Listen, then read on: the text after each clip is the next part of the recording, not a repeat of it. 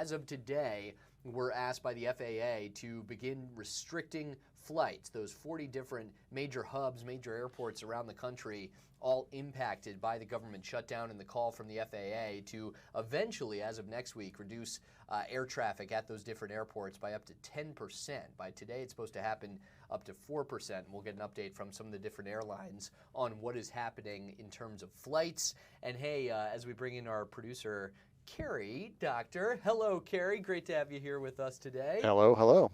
We can play a fun game when it comes to the air traffic issues, which is Carl has a flight coming up soon. Will I get an update about a cancellation live on the live desk? We'll see. I'm really hoping not, but that goes for a lot of flyers out there. Sounds good.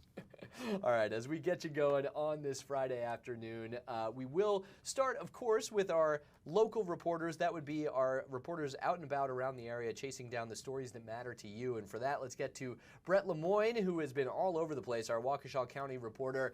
Had some fun on Real Milwaukee this morning. Now, unfortunately, the serious stories that you cover on a day-to-day basis for us, Brett, and that would be the sentencing today for the teacher at the center of this child abuse trial at the Lawrence School. This was dealing with really young kids, really difficult for parents, I'm sure, to hear some of the details of this. She was found guilty. What is happening today? Tell us what you're covering now.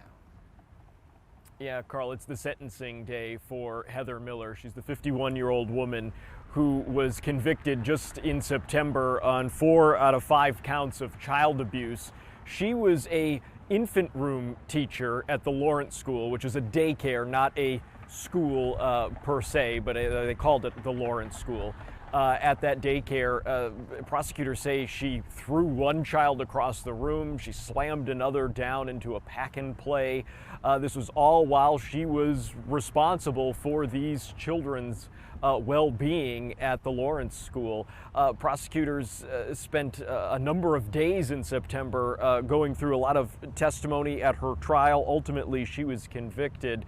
She faces today, Carl, up to 26 years in prison. Wow. Did you get any sense as you were doing some research heading into the sentencing, Brett? Because often we'll get those numbers thrown out of what the maximum could be, but that's not necessarily the reality given how the criminal justice system works. Any idea of what we could be looking at for Heather Miller, or we'll just find out once you're inside that courtroom? You know, there's a lot of different factors that I'm sure the judge will take into account. The fact that she doesn't have any prior criminal history is probably the paramount here, right, in terms of getting maybe a perhaps lighter sentence than the maximum. But it's very interesting and very telling also when you take a step back and look big picture at this case. Carl, there were also 2 other women who worked at the Lawrence School who entered plea deals. They avoided a trial. They were sentenced to respectively 1 year one was going to prison and the other is going for 1 year probation. So, you know, there's a lot of different factors to look at here. Ultimately, though, we'll find out in about an hour. Her sentencing is scheduled to take place at about 1:30. Also, with the sentencing hearing, are we expecting to hear from any of the parents of the children in this case, any of those sort of testimonials that we'll often see in criminal trials? Yes, we are, and they also testified during the trial as well. We're talking about 3 victims here, all very young. This happened back in 2022, so they're much older now, but when they were in Heather Miller's care, they were infants. There were 3 children that were abused by Miller, and again, their parents did testify during the trial. We are expecting to hear from at least one or more of them during sentencing today.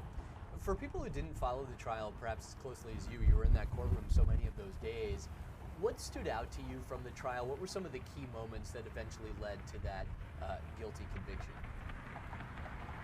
Well, there was one child who prosecutors say was suffocated, was practically strangled, and she had some markings on her face, and it was just very, very telling and I think very compelling for the jury to hear and to also see photographs of that as well. Carl, during the trial, they said that Heather Miller had put up some barriers in the room so that she wasn't seen, her actions weren't seen by the surveillance cameras that were inside the Lawrence School.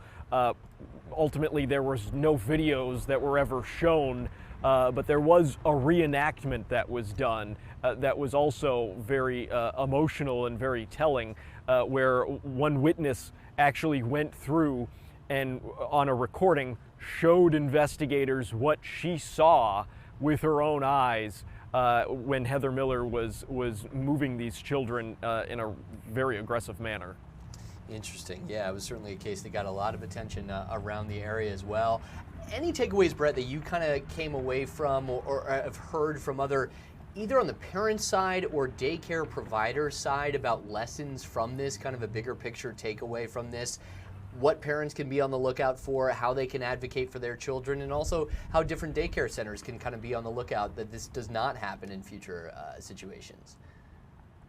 Well, I think one important thing to point out is that right after this came to light back in 2022, the Lawrence School shut down. It has not been operational ever since. The building was sold. I believe there is a new, just driving past that building, I believe there is a new daycare that will be opening soon, if it is not opened already, in that location, completely separate from any of the individuals who were responsible for the Lawrence School.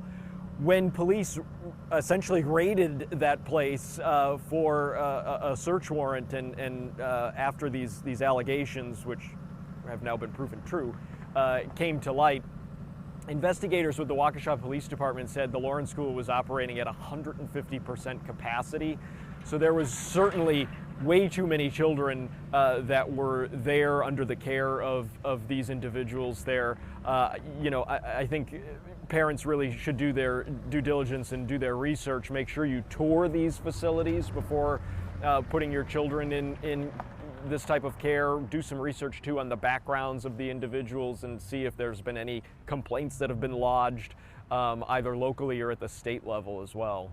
Yeah, certainly some good tips there. As if this wasn't enough to fill out a full day of reporting for you, I kind of alluded to this when we were talking before we got going here. Some other developments that could happen in court today related to Heather Miller's defense attorney. What is this? Unrelated, right? So, this is probably going to be, I don't want to say fireworks in the courtroom, but it's going to be pretty interesting to see how this is going to play out today, Carl.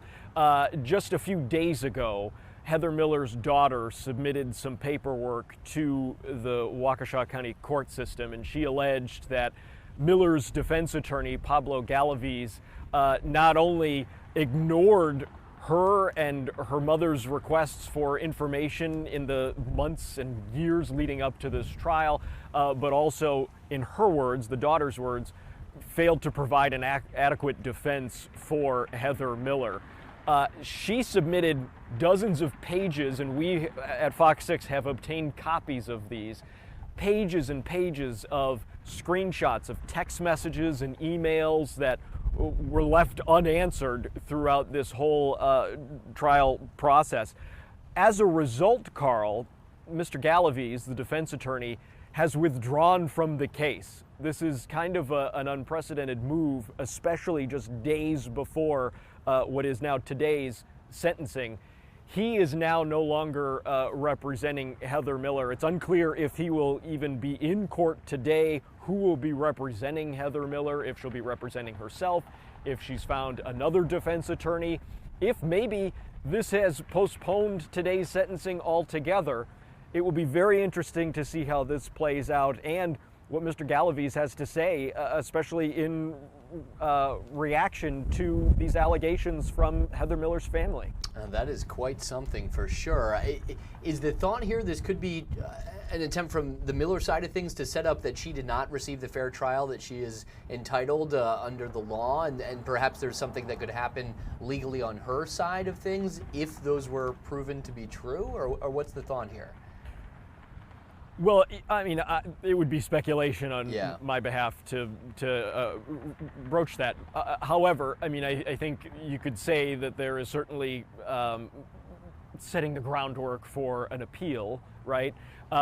It's going to be interesting to see what the judge has to say today, because I think that will set the course here going forward, right? I mean, if the judge says, no, actually, Mr. Galaviz, you need to be part of this trial and see it through or part of this case rather, and see it through the end of today's sentencing. that may have a different tone, whereas if he says, well, he's withdrawn from the case, we can't go on anymore, you have no attorney, you obviously have not had time to find a counsel that would be able to represent you in this matter, that would certainly set a completely different tone. So it will be very interesting to see how this plays out. Mr. Galaviz did submit a letter to the court. We'll share that with our viewers tonight as we continue to follow this case and see it through to completion. Interesting. All the more reason to be paying attention throughout the day here on Fox Local, on Fox 6 for Brett's reporting. Just another layer to what has been a really difficult at times, fascinating trial to follow. Heather Miller is supposed to be sentenced today, and then what will happen with these allegations against her defense attorney as well. Brett, thank you as always for breaking it down. Complicated, but you kind of make it easy for us to digest here. That's very appreciated. Thanks for having me, Carl. All right, we will let Brett get back into that courthouse behind him there as he covers what could be, as he said, potential fireworks in the courtroom today. Heather Miller's daughter trying to prove that her mom did not receive the proper defense there, as her mother is set to be sentenced after she was found guilty on 4 of the 5 charges she faced, including child abuse for her time at the Lawrence School and her treatment of some very young children in her care going back to 2021 and 2022. So definitely something to stick with us here on the Wisconsin Live Desk for throughout the day today. If we do get an update from Brett once that court hearing begins, the sentencing hearing, we'll try to bring it for you as well here on the Live Desk. So a number of different things that we are watching on this Friday afternoon. One of the other things we will just mention again, the quick whip around of our big stories of the day. Ted Cruz, the senator from Texas, has now stepped to the podium there at the U.S. Senate building, at the Capitol building in Washington, D.C. The back and forth continues while the Senate and the House in general are all trying to work through the ongoing record-setting government shutdown, which continues now on day 38, and at least for now, no end in sight. The effects of that being felt all over the place. Another live look at the airports. Looks like some of the arrivals there at, I believe this is LAX, a live view of one of the main airports in the country in Los Angeles, and one of the many impacted by the recent decision from the FAA to say that they will have to limit flights, cutting air traffic by about 10% at those different airports. Milwaukee's Mitchell Airport not included in that, but we could certainly see the ripple effects and ramifications of that decision based on the number of flights that go in and out of places like Chicago, Minneapolis, Detroit on their way to or from Milwaukee. So remains to be seen. If we get some updates on that, we'll try to bring that to you as well here on the Wisconsin Live Desk. For now, though, we're going to take a short break. 2 minutes. We'll be right back with you, see what else we can find happening here locally or around the rest of the country on this Friday afternoon. Thanks a lot for watching. Wild.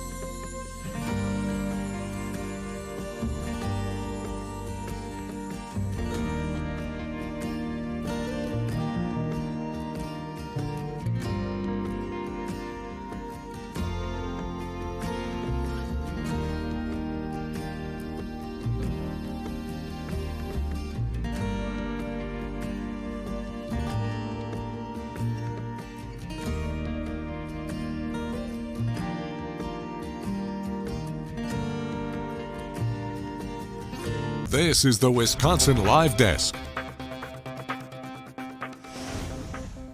Welcome back to the Wisconsin Live Desk. Carl Deffenbaugh with you here on this Friday afternoon, 12:47. We roll right along with Wild, as we like to call it. We're going to get to some of the other updates coming out of Washington specifically today on day 38 of the government shutdown now. President Donald Trump's meeting with the leader of Hungary, Viktor Orban, has just wrapped up. So some notable things coming from the open meeting with news media there at the Oval Office, while those two leaders are now meeting in private, continuing their visit today. We'll get you some of those updates coming out of the White House momentarily. But in the meantime, wanted to keep things local for a little bit. It is the Wisconsin Live Desk, after all. We give you a great shot of downtown Milwaukee on what will be certainly a transitional day today. It is nice and warm out there for now. We're supposed to get into around 60 degrees or so in much of our viewing area, hovering at 56 right now. You see in the bottom left of your screen. Sunshine, beautiful, but it's what's coming over the next couple days that's going to be a nice reminder of where we live and the four seasons that come with Wisconsin. A chance of snow both Saturday and Sunday would be the first real snow of the season here in the Milwaukee area. Not expected to amount to a lot, but a nice little wake-up call for what's coming. And mostly, you'll certainly notice how dreary it is and the temperature drop from what we're having today into some really chilly below freezing temperatures, especially for the lows overnight over the next few days. So just be aware of that coming Saturday and Sunday. Of course, today, gorgeous out there. And we're hoping we can hold on to some of this weather for tomorrow, although that starts to be when things shift. That's because a little west of downtown Milwaukee, tomorrow will be the chance for so many people to take in the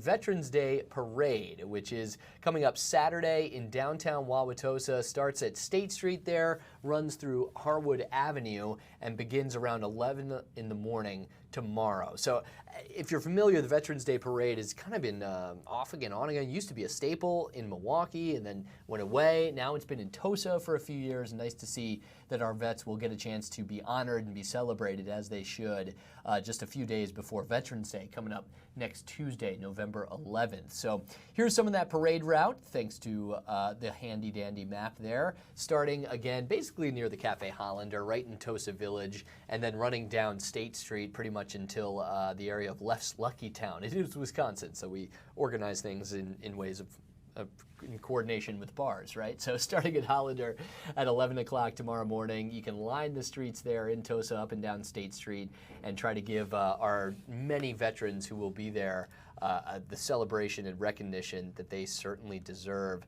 Let me get you some of the other details from the Wauwatosa City on what you can expect tomorrow. They're expecting, actually this will be pretty cool, besides the parade on the ground, there's going to be a military flyover involved potentially as well. More than 500 veterans participating, 50 different military vehicles. So honestly, a relatively short stretch for this parade, but it is going to be packed with all of that, as well as a military escort for the beginning of the parade. This is going to be the 5th annual Wisconsin Veterans Day Parade, which moved to historic downtown Tosa this year.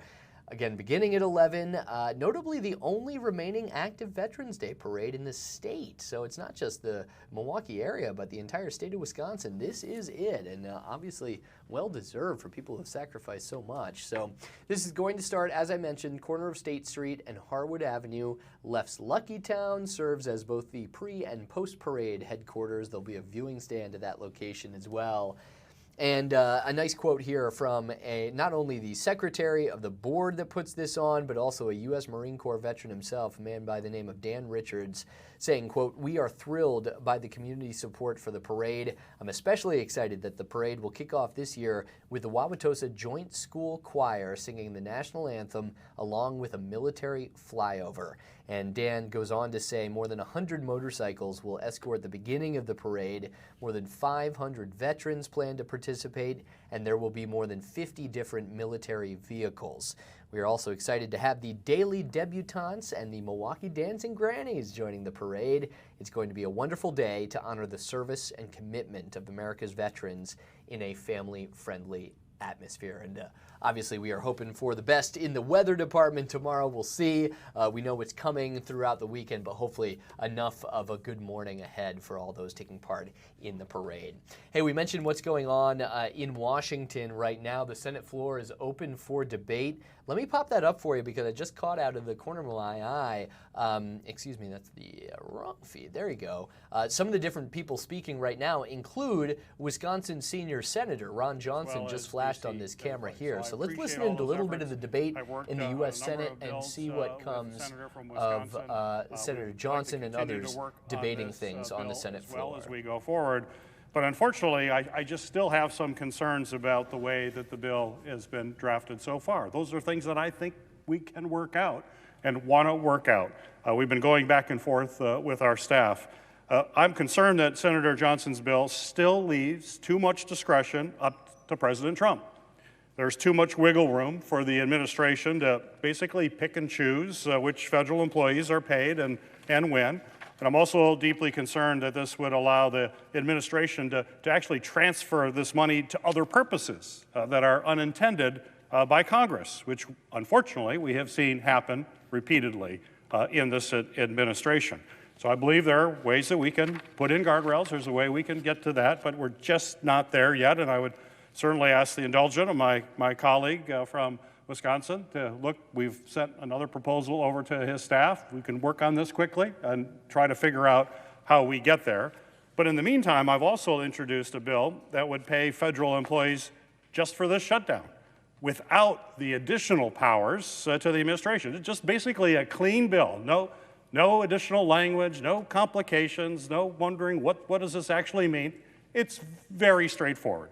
My Military and Federal Employees Protection Act would ensure that all federal employees receive the pay that they certainly deserve, allowing them to pay their bills on time this month. I've asked Senator Johnson to support my very simple proposal, which I think accomplishes most everything he wants to do, with the exceptions of things about giving the administration more power. I think we can agree on that, whether we can pay our troops and our federal employees, period. That would be my goal. So I will continue to work to this end, to work to end this government shutdown and address the health care crisis. But in the meantime, we must protect our hardworking federal employees. My bill is very straightforward. We could agree to that right now, and it's done. Federal employees are going to get paid without all the other extraneous language that's in the senator's bill. Therefore, I ask that the senator modify his request so that instead the Appropriations Committee be discharged from further consideration S3043, and that the Senate proceed to its immediate consideration, that the bill be considered read a third time and passed, and that the motion to reconsider be considered, made, and laid upon the table. Does the senator from Wisconsin so modify your request, his request? Reserving the right to object, Madam President. It's important the American public understands what's going on here. Again, I came down here 2 weeks ago. I modified my bill quite dramatically.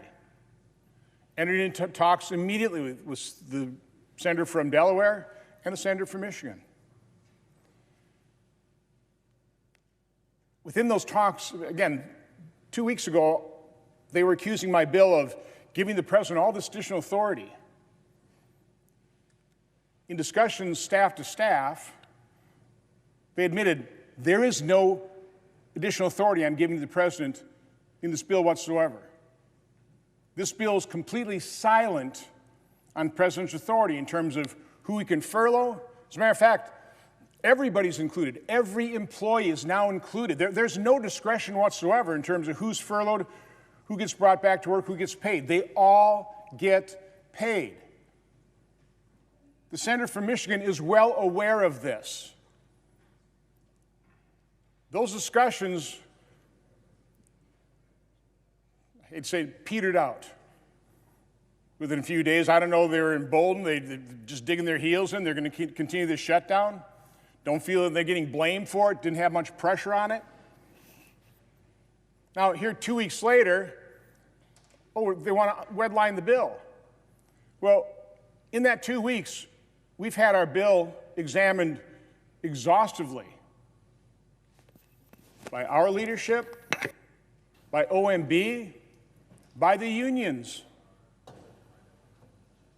Our bill is in a really good place right now. We've tried to think of everything. No federal employee would be excluded from this. The senator from Michigan says, my bill allows the president to pick and choose. That's total hogwash.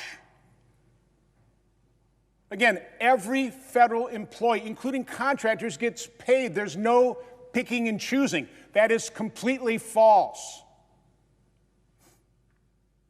Money transfers, what is he talking about?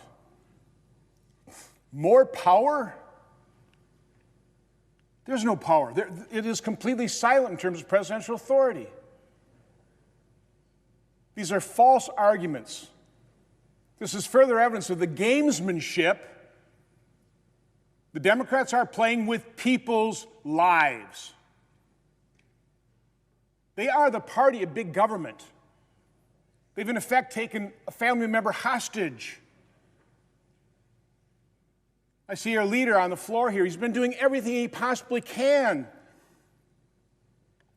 to help Democrats release their own hostage. Open up the government. Once you do that, we're more than happy to talk to you about how to repair the damage done by Obamacare and transition to a system that works. But they're playing politics. They're using federal employees, and quite honestly, the American public now, whose flights are being delayed, whose skies are less safe. They're using public employees and the American public as pawns in this grotesque display of partisanship. My bill is very simple. It's backed by the public sector unions who generally don't support things I'm putting forward. And if the senator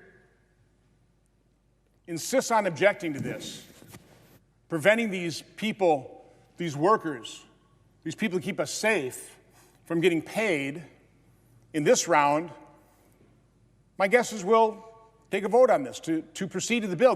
The problem with that is it's going to take much more time. If we could pass this by unanimous consent right now, we can send it over the House.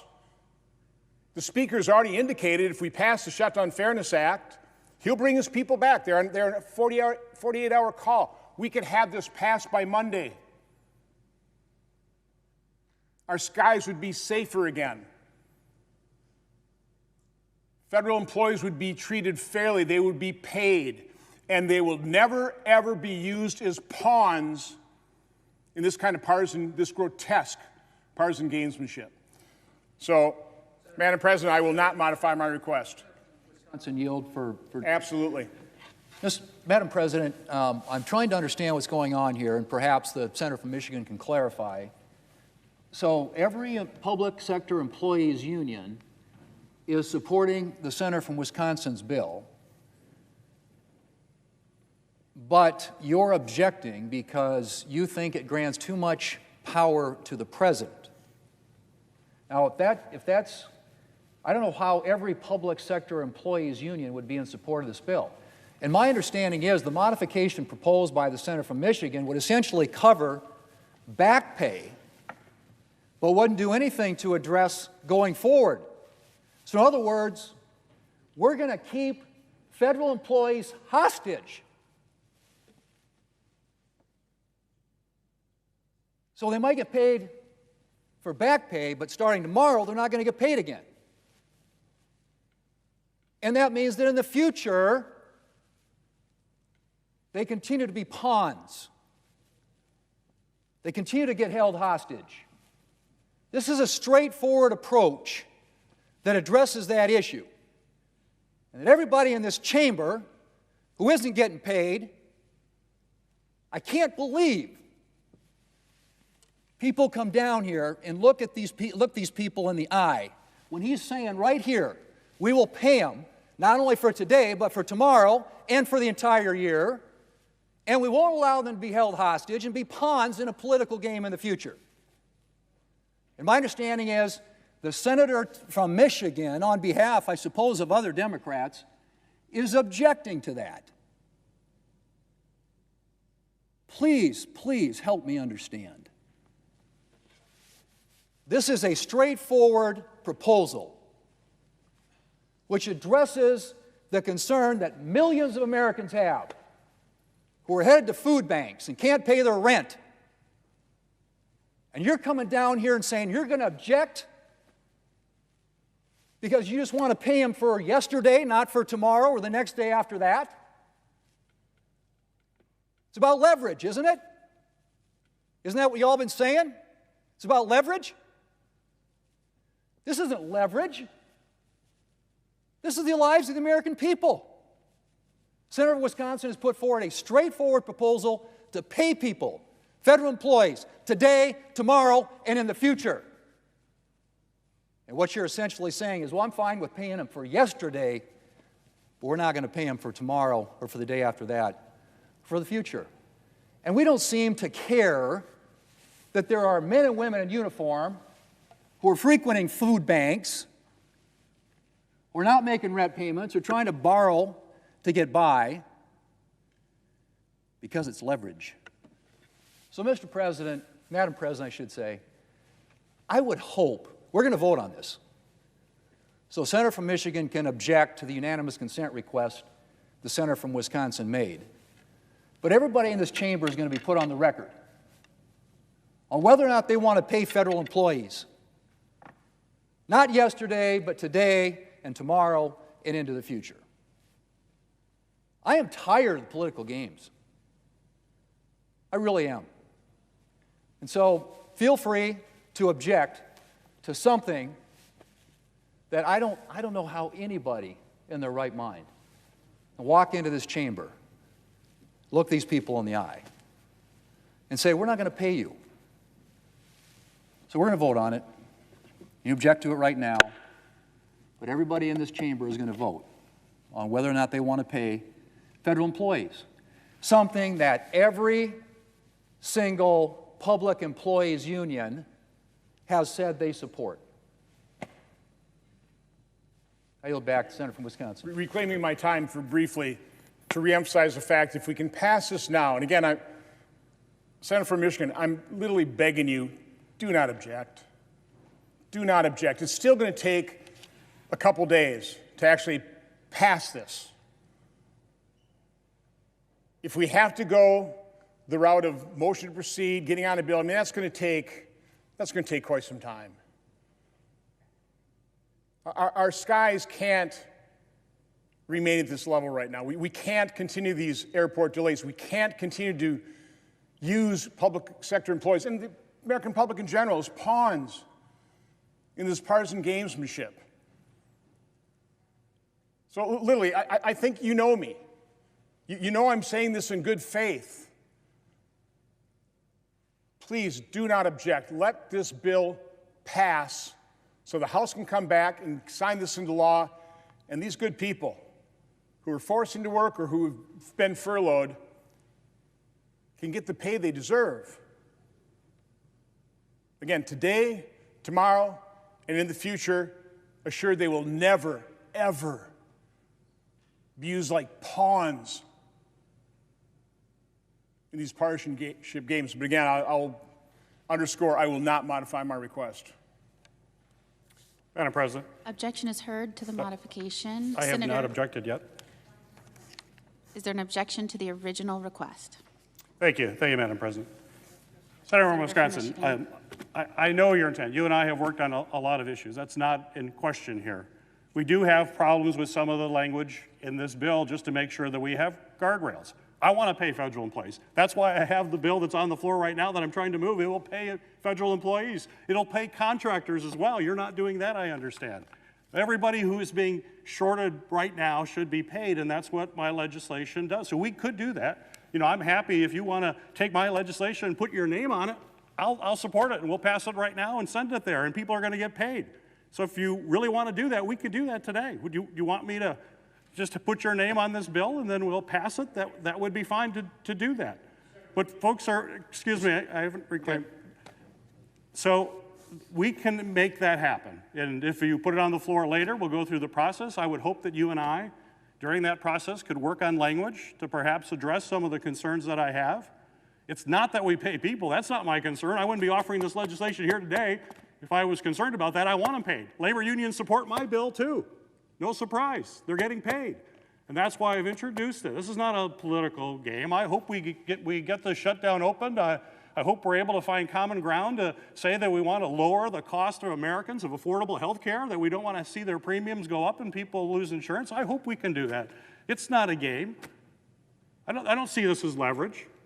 Now, a president who refuses to release SNAP funds to feed people, now that is what is irresponsible and irreprehensible leverage. Money's available to feed people right now, and this president is saying no. The court has ordered him to put that money into food, and he says, I'm going to appeal it. That is absolutely despicable that the President of the United States wants to starve children in order to get his way. We got to move beyond that. We got to find common ground. I hope we can find common ground in this bill. My bill is just plain, simple, clean, no games, no other language. No, we know we have to have guardrails when we have a lawless president. We better put some guardrails in. He walks over Congress all the time. My colleagues on the Republican side, just let him walk over Congress all the time. I don't know why you ran for office if you just want to be run over by a president. We're a co-equal branch of government. We're here to represent the people of our states. So let's work together, be thoughtful about this, understand that if Congress puts this law forward, it actually goes the way we want, and we don't have a president that basically thumbs their nose at members of the Senate and the House and do what he wants, and he knows the Republicans will say, oh, well, that's fine. We're just here to rubber stamp. That's what we're here for. So let's hope we can work together to get this right, pay employees. They should be. They have a right to that. And I think we can do this if we can get together and get beyond the rhetoric and games we're here and the leader that I heard. It's also on this side as well. So let's work together. Let's open up this government. Let's end this shutdown. Let's make sure people have affordable health care in this country. Let's make sure our employees get paid. Let's do all of that this weekend. I'm on board for all that. Hopefully we can get it done.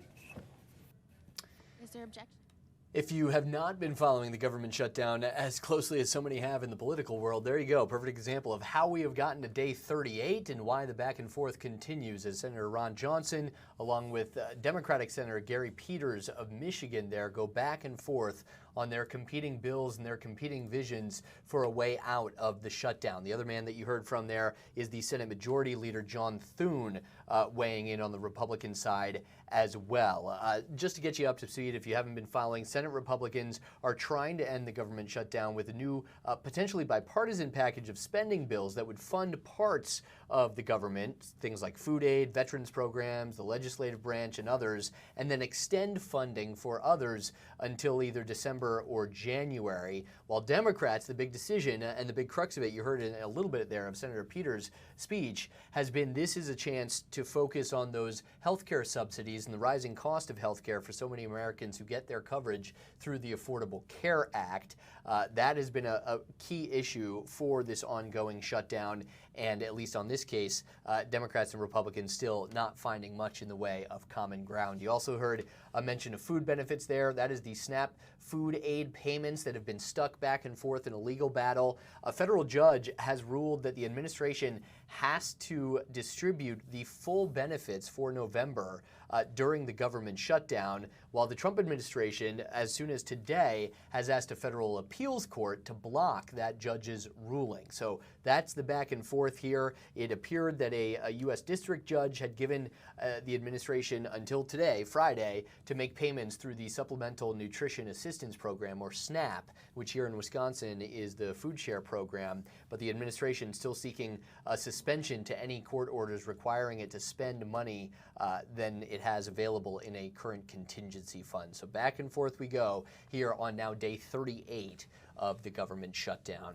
We do have to take a short break here on the Wisconsin Live Desk. Certainly if the fireworks keep coming from the Senate chambers there, we'll get you back to Washington, plus a lot else to cover over the next few hours on the Wisconsin Live Desk. Quick 2-minute break, and then we'll get right back to it after this.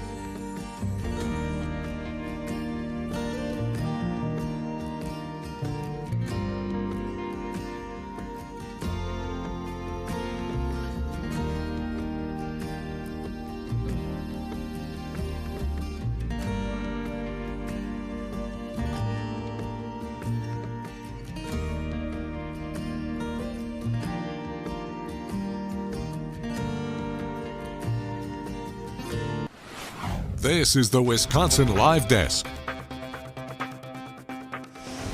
Welcome back. It's the Wisconsin Live Desk. Carl Deffenbaugh back with you here on this Friday afternoon, just past the 1 o'clock hour, 1:14. We're rolling right along here on Wild. I'm with you for the first 2 of our 3 hours this afternoon, bringing you some of the back and forth of the U.S. Senate chambers as the government shutdown continues in Washington. We are going to hear locally from our political reporter, Jason Calvi, coming up in a little bit here, the different ramifications of the ongoing shutdown. So much of the focus has been on the food share program, SNAP, and the different benefits that have been paused pretty much since the beginning of November. Today, Jason's focus is on some of the airport's influences and impacts from the government shutdown, as starting today, the FAA began limiting some of the air traffic at 40 major airports around the country by up to 10%. Today, it has to get up to 4% and then ramping up to 10% by next Friday here. So Jason is making some calls on that. It will be interesting to hear what he has found already today. We give you a live look back there at the U.S. Capitol building, where the flags, by the way, if you're noticing, flying at half staff, that's for the late Vice President Dick Cheney, who served under George W. Bush, ruling there. The reason that you see the flags flying at half staff in D.C., here in Wisconsin, and elsewhere around the country. I also want to mention and pull up a camera for you here, 1 second. At the White House. You'll also notice the flags there, but it's what's happening inside of that famous building today that is certainly notable. That would be President Donald Trump meeting with the leader of Hungary, Viktor Orban, and that includes, as we're used to seeing at the White House, a large media briefing afterwards where the president was asked a number of different questions about a number of different topics. So let me roll through some of the notable things to come from that today. He spoke a few times about the government shutdown, did not mention some of the airline issues specifically or what the administration is trying to do to deliver food aid for the needy. We got that update today that the administration's attorneys are trying to ask for an appeal to that federal judge's ruling, but the president himself did not speak directly to that. He did speak about why he is asking Republican senators to change the filibuster rules and change the legislative rules so that bills, most of them, could pass with just that bare minimum 51 votes instead of the 60 votes currently needed. And that 60-vote threshold has been what is keeping the U.S. Senate from passing what has already made its way through the narrowly controlled U.S. House of Representatives.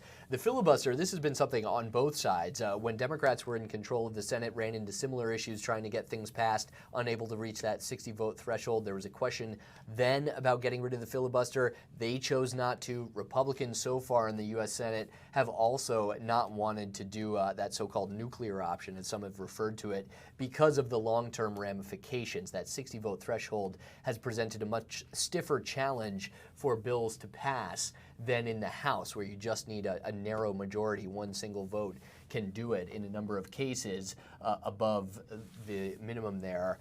But in this case, the U.S. Senate has not yet wanted to do that. The president, though, is saying that, yes, the Republicans in the Senate should get rid of the filibuster. So some of the other things that the president discussed, I'm just scrubbing through some of the updates from the Associated Press after that briefing today with the Prime Minister of Hungary, Viktor Orban, who is a controversial figure in Europe. We should mention that.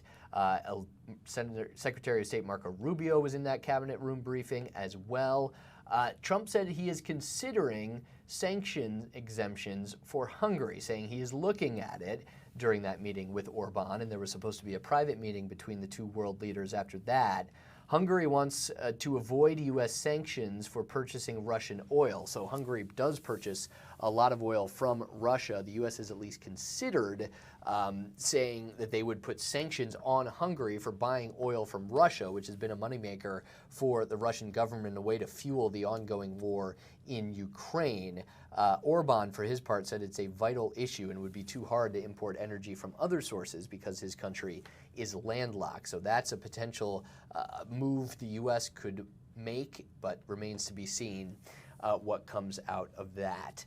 Some of the other things included the president saying that there is a, quote, very good chance that he will meet with Russian President Vladimir Putin in Budapest. The president's original plan to sit down with Putin had been put off indefinitely, but after that arrival from Orban at the White House, Trump did briefly answer a reporter's question about revisiting that idea, saying there's a, quote, "There's always a chance, very good chance, that that meeting could happen between Trump and Russian President Vladimir Putin, though that remains to be seen."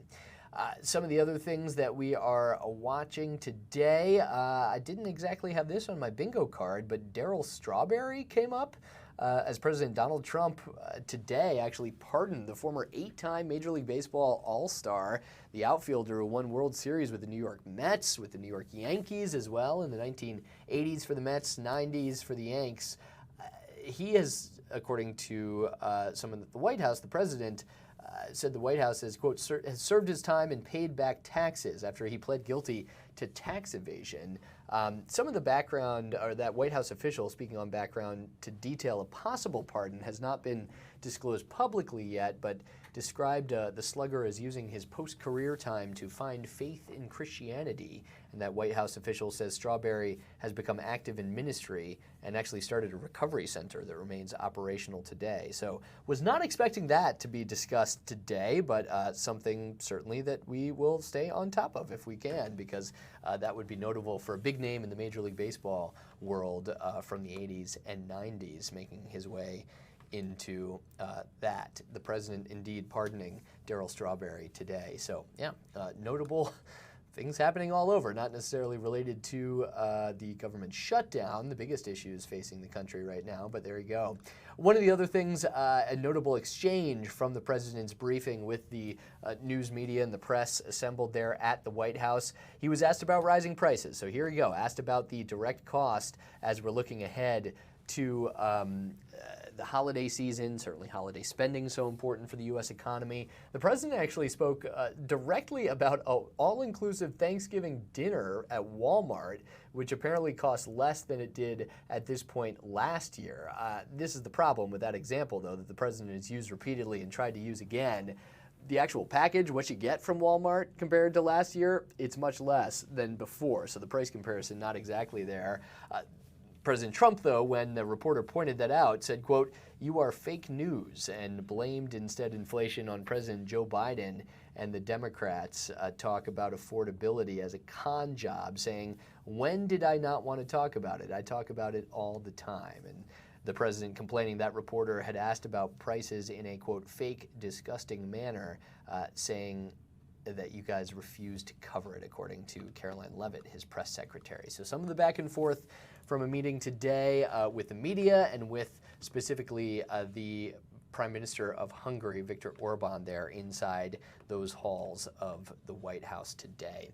All right, that is some of the updates, some of the headlines that we have for you today. Hey, on the other side of this break, how about some fun stories here? The Grammy Awards are out, and somewhere Drake is saying, can we just move past this? That would be because Kendrick Lamar leads the nominations today. We're going to get to some of that after these 2 minutes on the Wisconsin Live Desk.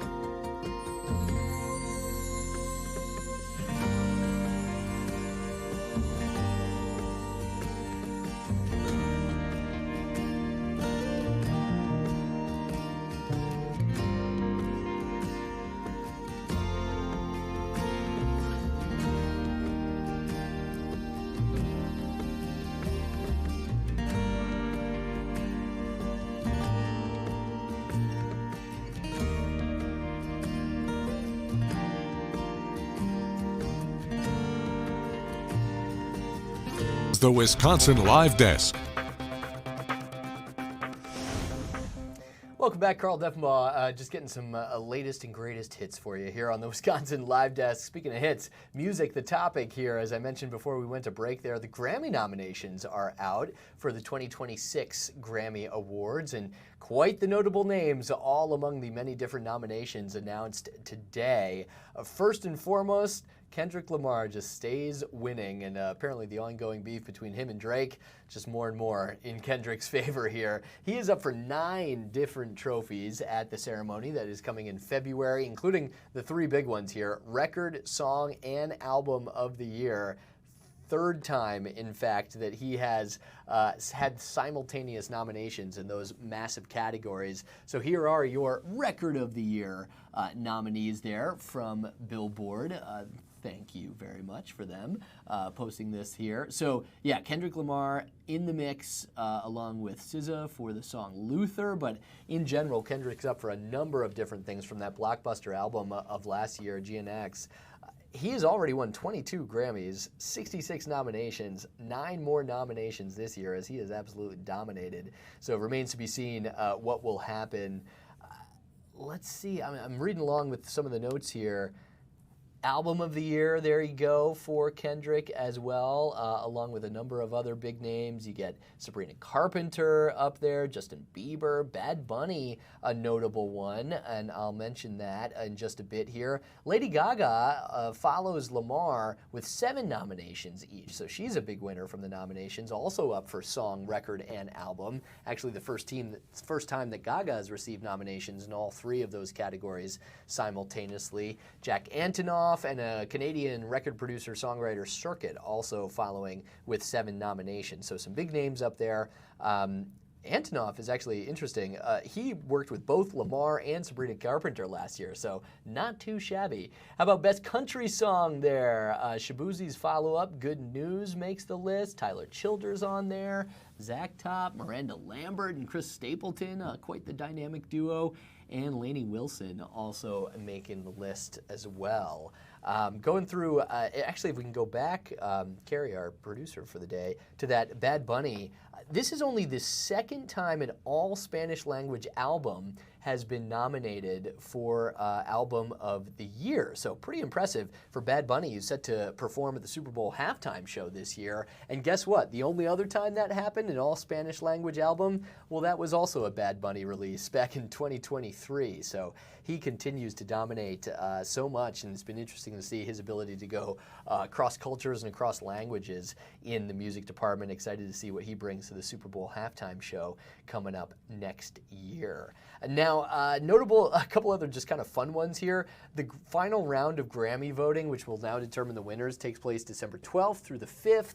Then the actual show itself is coming up in, let me check that for you, February 1st. So coming up in the middle of winter there. The 2026 Grammy Awards from Crypto.com Arena in Los Angeles, which still sounds weird to me. I still want to say Staples Center, but there you go. Crypto.com Arena will be the site of it. A couple notables out here. Maybe this is just for the parents like me, but one of the nominees for Song of the Year, Golden from K-Pop Demon Hunters, the Netflix movie that has dominated lives of so many parents and young children since its release earlier this year. It was kind of the costume of the Halloween season for so many as well. Golden, which you hear on the radio all over the place, as well as Spotify and other streaming sites, up for Song of the Year, along with a number of other big hits from the past year. And then I just caught this at the end of this kind of roundup for the nominations, again released for the Grammys this morning. Timothée Chalamet up for a Grammy this year, and I got to read into this a little bit.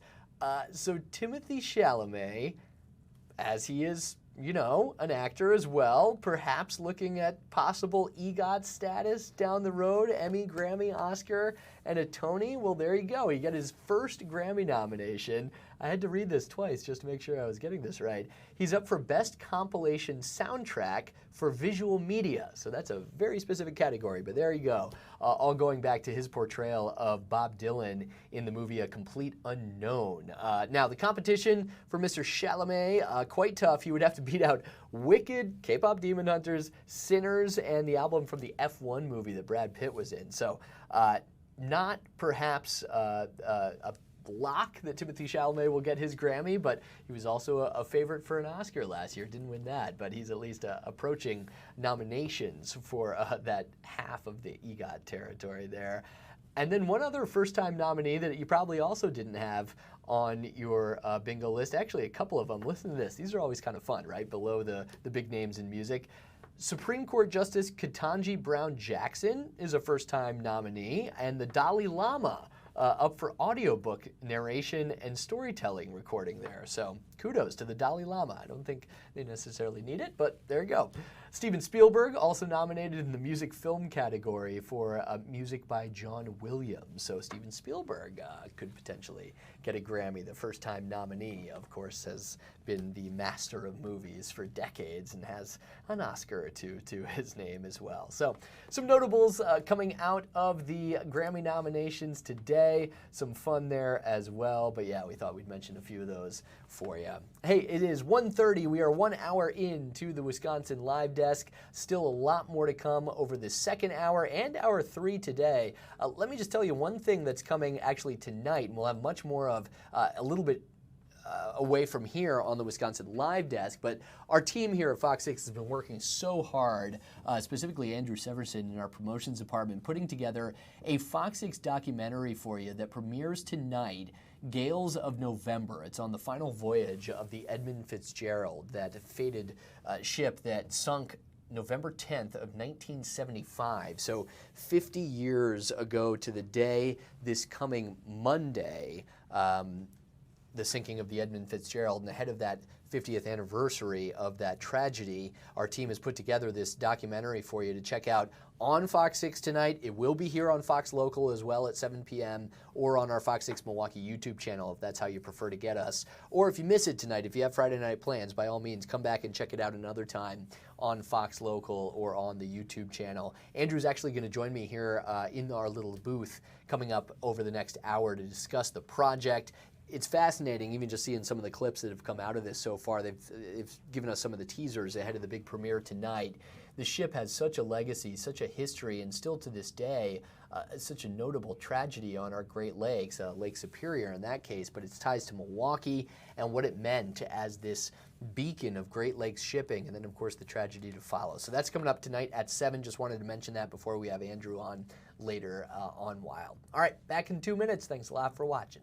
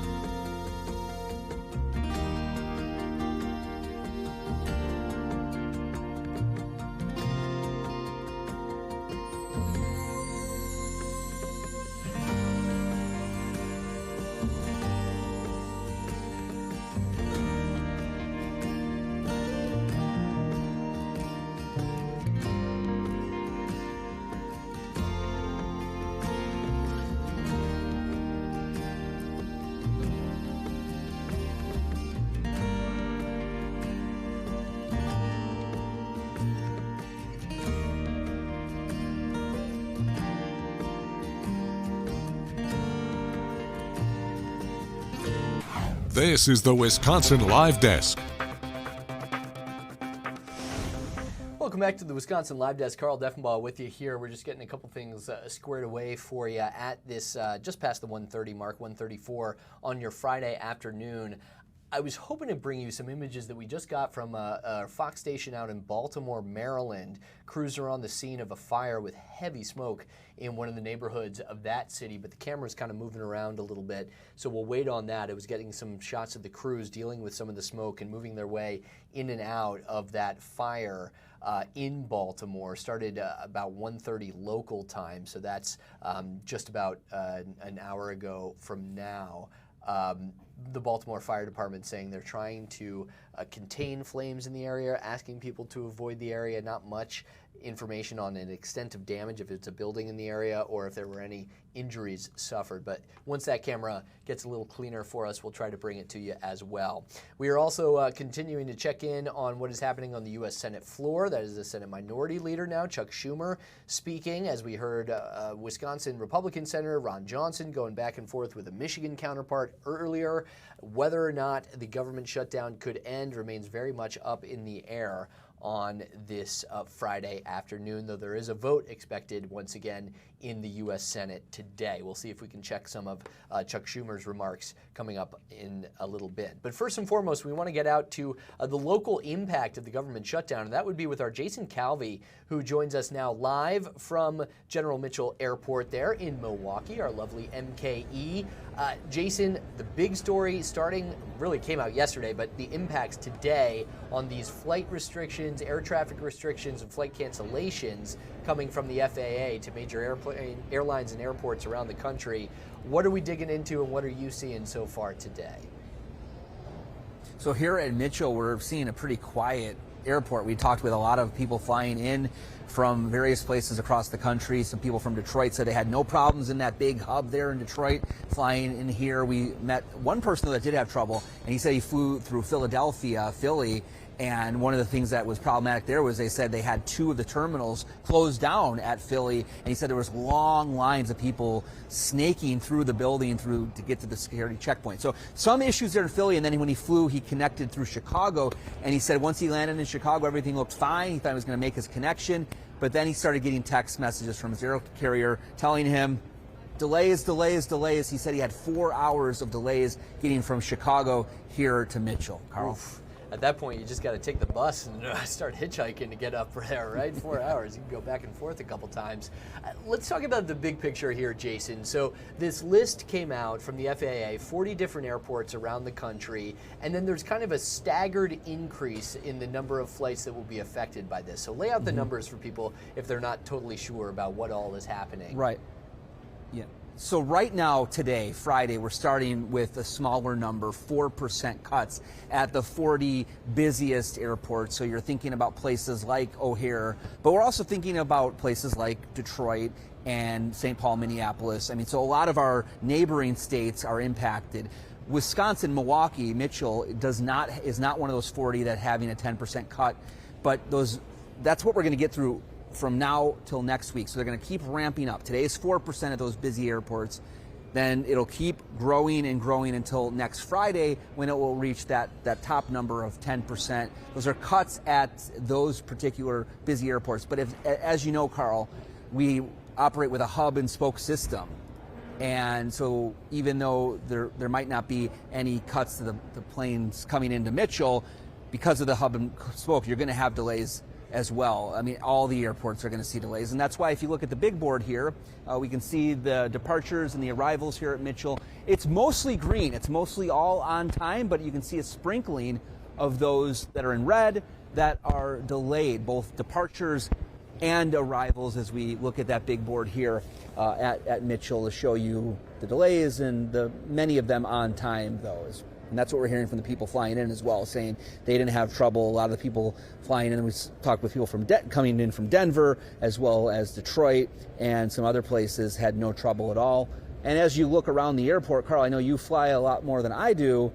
I mean, look at this. This is pretty quiet for a Friday, I'd say. That is the beauty of Milwaukee. It's a lot less stressful in most situations than some of those major airports, especially down south in Chicago. And not rare, I guess, either, Jason, to see some issues with those short connecting flights from Milwaukee to O'Hare, say. Those will frequently, there'll be some cancellations or delays with those just as they work things out. Maybe you could explain that hub system, too, that hub and spoke metaphor or image there for people who don't understand, because when that initial list came out, maybe a few people checked it and said, okay, good, Milwaukee's not on there. But what I was looking for were those Chicago airports. Minneapolis is a major hub for airlines going in and out of our city. Detroit, you mentioned. Denver, absolutely. If you're trying to get to the West Coast, so many flights go through there. So how that operates and why we could still very much experience the impacts of this in Milwaukee, even if it's not our airport directly affected. Yeah. I wish I had some sort of chart where I could draw a spoke, but just think about your bicycle or your motorcycle. I guess let's think about your bicycle I was wheel. Go so you've got the wheel here. Wagon, so you're better than me. So you got your spoke, you got your hub, and you got your spokes coming out from that wheel, right? And so I guess you could consider Milwaukee is not a hub. It's going to be one of the spokes. So, for example, if you're going to fly to LA, maybe you have to fly through Denver. If you're going to fly to the East Coast, you might fly through Chicago or potentially through Detroit, depending on your air carrier, right, your airline. So the hubs are your Chicagos, your Detroits, your Atlantas, your Denvers. And since those ones are having 10% cuts, you can see that it's going to have ripple effects on the spokes, places like Mitchell here in Milwaukee. One of the things that's a very good example there, even without a whiteboard to draw on, Jason, I'll just give you a little bit of some updates that we're getting back here in the newsroom. So a couple of the different airlines have kind of given updates on this throughout the day today, so I'll just read a couple of those for you. Southwest Airlines says it anticipated cutting actually 120 flights on Friday today, but again, that's all across the U.S., 120 flights, and Southwest in that statement saying, quote, the vast majority of our customers' flights will not be disruptive, and that they were notifying travelers affected as soon as possible. Delta, of course, another major one for us here in the Midwest, says it had completed all of its cuts. Now, these are some bigger numbers, obviously bigger carrier, there you go. Customers were notified, refunds were available, which I'm going to get to with you, Jason, but some of the numbers, FlightAware showed, let's just see here, 850 cancellations for Friday, 670 for Saturday, 274 for Sunday, and by comparison, just yesterday on Thursday, it was right over 200 flights. So especially a day like today, 850 compared to 200 yesterday, that's a big difference, although Friday a busier day. Yeah. When it comes to the refunds and what people do, they get this news, maybe you have a trip coming up and you're worried about it or something. What do you do? What are you hearing from the airlines or from other experts about how you can handle a lot of unknowns over the next few weeks? Right. So what we heard from the FAA when they announced these 40 major airports that are going to see reductions and asking for these cuts, they did tell people that if your flight is one of these impacted flights where they're like, okay, it's one of the 10% or one of the 4% today, it's a 4% cut, it keeps ramping up until next Friday where it's going to be a 10% cut at those 40 large and busy airports. If you're dealing with a cut or if you're dealing with your flight being canceled, then according to the FAA, the airlines will be giving you a refund, even if you happen to not buy the higher class ticket that gets you that automatic refund. If you have one of those cheaper airlines, they often will say, well, it's not refundable. Well, in this case, if they do cancel your flight, then you are going to be able to be eligible for that refund. Gotcha, okay. And then one of the other things that I was reading about, we were chatting about this in the newsroom, is that at least right now, it's not the busiest time for flights, and certainly seeing that at Mitchell today, relatively easy Friday. It's kind of the ramp up, though, to that holiday season. Maybe Thanksgiving is more of a driving holiday, but you start to see some major impacts on airports, and certainly getting ahead to the holidays. Not being able to project what's going to happen with the government shutdown as a whole, where are we at now versus what the future could look like if this continues, Jason? Yeah, one of the airline's leaders was talking about that very issue today and said that this happens at a slower time. Now, once at the end of the month, as we get closer to Thanksgiving, it's the busiest time of the year, ramping up. So we're dealing with the government shutdown you had mentioned. We are now at the longest shutdown in U.S. history. And that's why the FAA said they're making these cuts at the 40 busiest, is to really relieve the pressure on air traffic controllers, because they've been working without pay now for this entire shutdown. They've been working, they've been required to show up to work, but even though they're working, they're not getting paid for those days. They'll get paid once the government reopens, but they are mandated to work, and they're not getting paid. So there have been people calling in sick and things like that. So what we're hearing from the FAA is to relieve the pressure on air traffic controllers, they are doing these required cuts at these busy airports. Interesting. All right. Well, good to know that Milwaukee's Mitchell Airport has not been dramatically impacted, at least at this point. Of course, that could change. Today is just the first day of it, and just ramping up from here over the next few days leading up to Friday's deadline to get up to 10%. Jason, thank you so much. Anything else that you're still tracking today or interested to find out for our viewers later on? Well, I mean, we can take a look at the TSA line behind me because, oh wow, it's complete. I mean, it's completely empty. So that's what we're hearing from the travelers and people that are flying in and out of Milwaukee. As I said, it's actually pretty quiet, if not quieter than normal. So maybe some people did decide to stay home, but I know you're getting messages, you're getting text messages or messages from your airplane, from your company. They're letting you know about the situation and telling you to plan ahead. I know a lot of people we've been talking to have been telling us they've been showing up several hours earlier than expected. The gentleman I told you from Philly, he normally says he shows up at the airport 2 hours before his flight. He said today he showed up 3 hours, and he said he still felt that anxiety as he showed up at the airport because he saw the line snaking out of the place. So give yourself more time. That's what the expert from the guy that travels from Philly, and he's traveling all the time for work. That's the expert advice from those travelers from Philly today. Unless you're flying out of Milwaukee and your flight's still on, then you can just walk on through TSA apparently, because there's no line right now behind our Jason Calvi. Jason, thank you so much. I know you'll stay on this for us throughout the day today. Appreciate it. Thank you, Carl.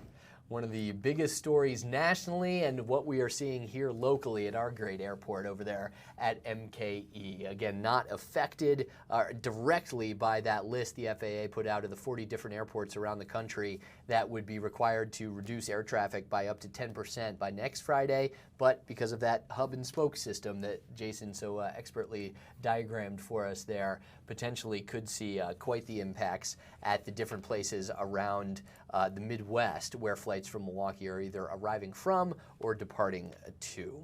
We're going to take a break here on the Wisconsin Live Desk, see what we have for you after these 2 minutes. Thanks a lot for watching Fox Local on this Friday afternoon. We'll be right back.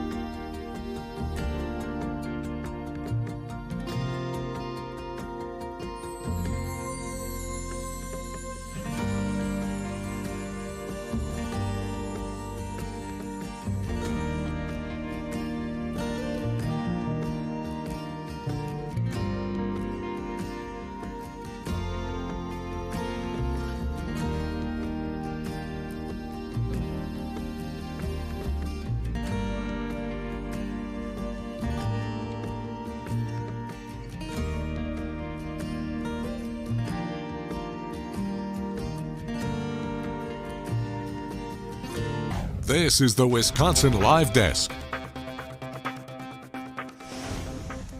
Hey, Carl Defenbaugh back with you on the Wisconsin Live Desk on this Friday afternoon. A number of different things happening right now. We're going to get you back to the Senate floor at some point for the continued debate, day 38 now of the government shutdown. Republicans and Democrats are at least talking, not exactly finding much common ground, though, in our nation's capital, while the rest of the country deals with the ramifications. Let me try to pull this up for you real quick. I mentioned that fire happening in Baltimore right now, and that we have cameras from our sister station out there, WBFF, Fox 45 News in Baltimore. It's been moving around, but bear with me here. It's a bit of a shaky shot, but I think it captures what we're following. So this is from a live feed in Baltimore, covering what is apparently a response to a fire in the city of Baltimore here. And apologies, it looks like they're putting the camera on the ground, but want to try to capture some of this for you. You know what, while that's happening, let's get you back to the Senate floor, because the other senator from Wisconsin, Tammy Baldwin, just stepped to the podium. We heard from Ron Johnson earlier. Now that our second senator from our state is at the podium, let's listen in live from D.C. Permanent. But I understand that we can't get everything that we want. That's how compromise works. And that is what our constituents expect that we do when we come here.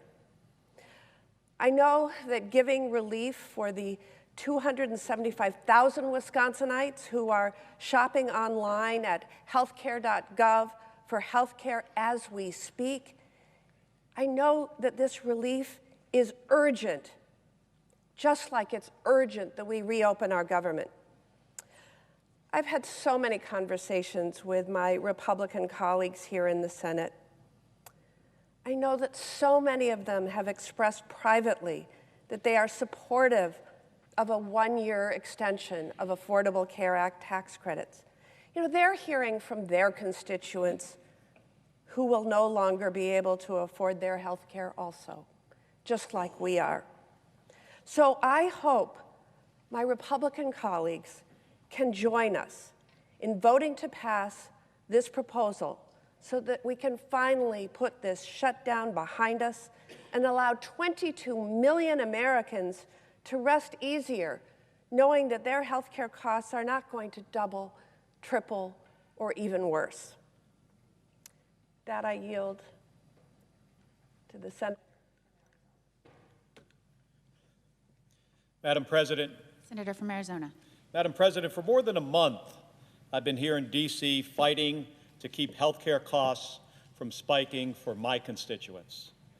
And for more than a month, I've been hearing from people I represent about what their health care costs now and what it will cost if these tax credits are allowed to expire. People like Leslie from Buckeye, who's a diabetic, and whose premium is about to go from $600 a month to $1,000 per month. And people like Jessica from Yuma, her and her husband currently pay $560 per month for them and their 3 kids. That's going to go to $3,100 per month if these tax credits are not extended. And for more than a month, I've been waiting for the President or Republican leadership in the Senate to sit down with us and try to figure this out, or even show that they care about the millions of Americans in our states who are in the same boat, people like Leslie and Jessica. Now, that hasn't happened. The President, as far as I can tell, has spent about 1 hour in the Oval Office with congressional leadership on this issue. 1 hour in 37 days. He has spent more time talking about his ballroom and on 2 overseas trips and at a costume party at Mar-a-Lago and, of course, on the golf course. The House of Representatives, they've been on a 7-week paid vacation. They are not even pretending to care about these rising health care costs. And the Senate, not much better. Week after week, the leadership of the Senate breaks for a long weekend, all while Americans are suffering. And they're suffering even more because Donald Trump is using them as pawns in this fight. He's still trying to illegally withhold SNAP benefits from hungry Americans, including children, to use as leverage. Donald Trump's official position on the government shutdown is that he will let hardworking Americans go hungry until we give in to his demands to let health care premiums go up dramatically for millions of Americans. Now, is that the position of my Republican colleagues? I keep hearing from many of you that you want to do something about this, but you say you can't negotiate. Not now. So let's just lay it out here. We need to extend government funding to reopen the government, but we also need to extend these tax credits so millions of Americans can actually afford their health care. So let's do both. No gimmicks, no changes. Let's reopen the government. But we can do that knowing that Jessica and Leslie and a whole bunch of other people that we represent can take their kid to a doctor and fill their prescriptions for another year. There is no reason why we can't agree on this. If you want to reopen the government and you want to help keep health insurance premiums from spiking, then let's do it. But if you say no, if you say you can't vote for something like this, well, let's just be honest about it. Tell the Jessicas and Leslies in your state that they're not going to be able to afford their health care anymore. Tell them that Donald Trump thinks that they should go to a food bank for groceries so they can have something to eat. Now, Madam President, I also think we need to be perfectly clear about why we are here and how we got here. All of this we have discussed over the last month is because Donald Trump and Republicans in the House and Senate wanted to give a big, giant tax cut to the wealthiest Americans, a $4 trillion giveaway. And again, Madam President, we want a deal. We can choose to fix this so Jessica and Leslie and millions of others can afford to have basic health care. I yield the floor.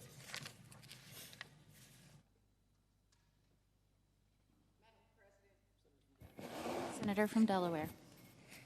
Madam President, I actually have written notes here. I came prepared to talk about the importance of the ACA tax credits. And as I sat here, I prayed, what do I even say in this moment? There's a scripture that says, choose ye this day. Today, we have an opportunity to make a choice. We have an opportunity to do something that is so plain and so simple. There's a book in the Bible called the book of Habakkuk. A lot of people don't even know it. It's like three chapters. And in it, it says, we always hear how long, not long. No, in it, it says long. It says pain. It says corruption. It says suffering. But what it does say is make a plan and make it plain. So what we come today to say is we have something that is plain and simple and will lift up America. And that is the opportunity to both open the government and restore people's health care. It's that plain, it's that simple. We're not saying you're better than us and we're better than you. We're saying link them together on behalf of the American people. It's a sad day in America when people have to choose between their health care and housing, or their health care and food. We're not While the debate on the Senate floor continues today on this Friday, day 38 of the government shutdown, we are going to take another quick break here on the Wisconsin Live Desk. I mentioned that conversation with a friend of ours here, just stepped in the studio, worked so hard at Fox 6 on many things, but putting together that documentary, The Gales of November, the final voyage of the Edmund Fitzgerald. We're going to chat about the entire project, why there's such interest in this ship 50 years since its tragic sinking. All that still ahead on the Wisconsin Live Desk. Thanks a lot for hanging with us on a Friday afternoon.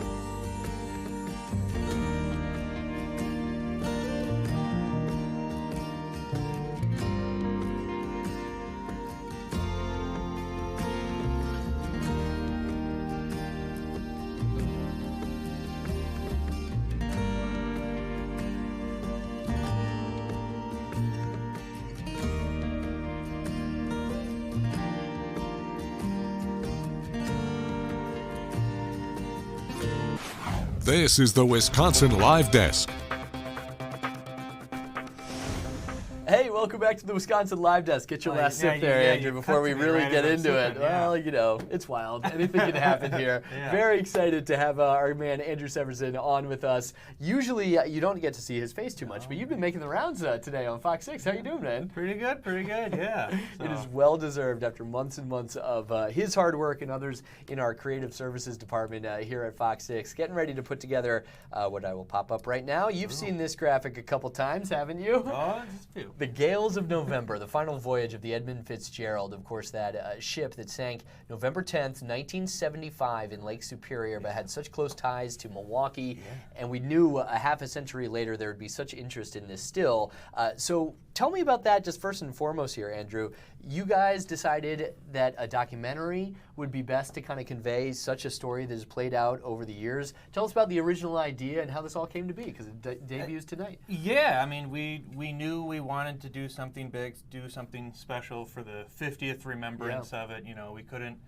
We could have just gotten away with doing a quick 2-minute package and calling it that, but we just felt like with this being such a, it's so entwined with the Midwest and the Great Lakes region that we felt we needed to do something a little bigger to pay respect and also to maybe refresh people up on their history lessons. A lot of people,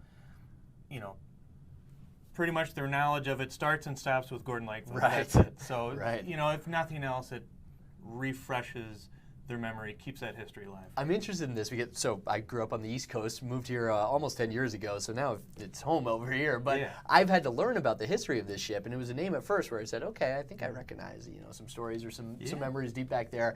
Obviously here in the Midwest, it carries such a bigger name. For you, did you grow up, did you know the song, did you know the story, everything like that? Or was this kind of learning experience for you too? I kept thinking about that, if it was something where I was like, man, I know it's always been there. Yeah.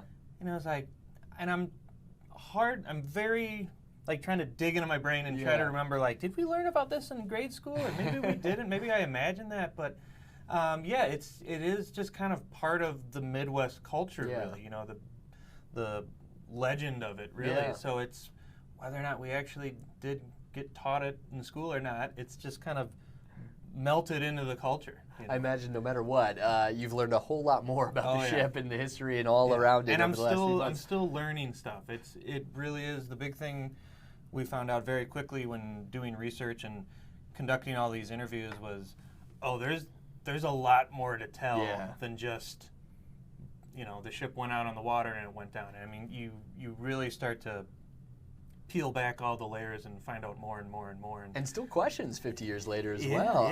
Tell me about the actual physical making of a documentary. You know, people kind of make fun of me here at the station. I do some longer feature stories, but that's maybe in the TV world, it's like 5 minutes. Emmy award winning. Well, but for you guys to put together a full-length documentary, this took a ton of work, a ton of time. What did you guys actually physically do going around the Great Lakes to research, to do the interviews, and then we'll get to putting it all together? Yeah, I think, you know, we did a big Lake Michigan loop. Gotcha. So we started off here in Milwaukee. We did a quick trip up to Appleton to get a couple interviews, and we got one interview at the station here. But then we did a whole Lake Michigan loop, and we went all the way up to Sault Ste. Marie, Michigan, which is way, way up there. I mean, you're up there. Yeah. So we went up to Sault Ste. Marie. They have the Museum Ship Valley Camp there. And in that museum, they actually have a couple of the lifeboats that was recovered from the debris field. And these are big, you know, steel lifeboats, and they're just completely banged up. One of them's ripped in half entirely because of the strength of the storm. And it, you know, everything leading up to seeing that, you know, just getting started, it was like, all right, and then you actually see the physical wreckage, and it's like, whoa, like this, I can't even imagine how terrifying it might have been out there. Because of the tragedy, of course, 29 lives lost, all the people on board that ship, I think that's certainly part of the reason that it stayed with us. But there have been other, unfortunately, lots of other shipwrecks on the Great Lakes, and Lake Superior especially, known to be just absolutely gnarly. Thousands. What do you think it is about that ship specifically?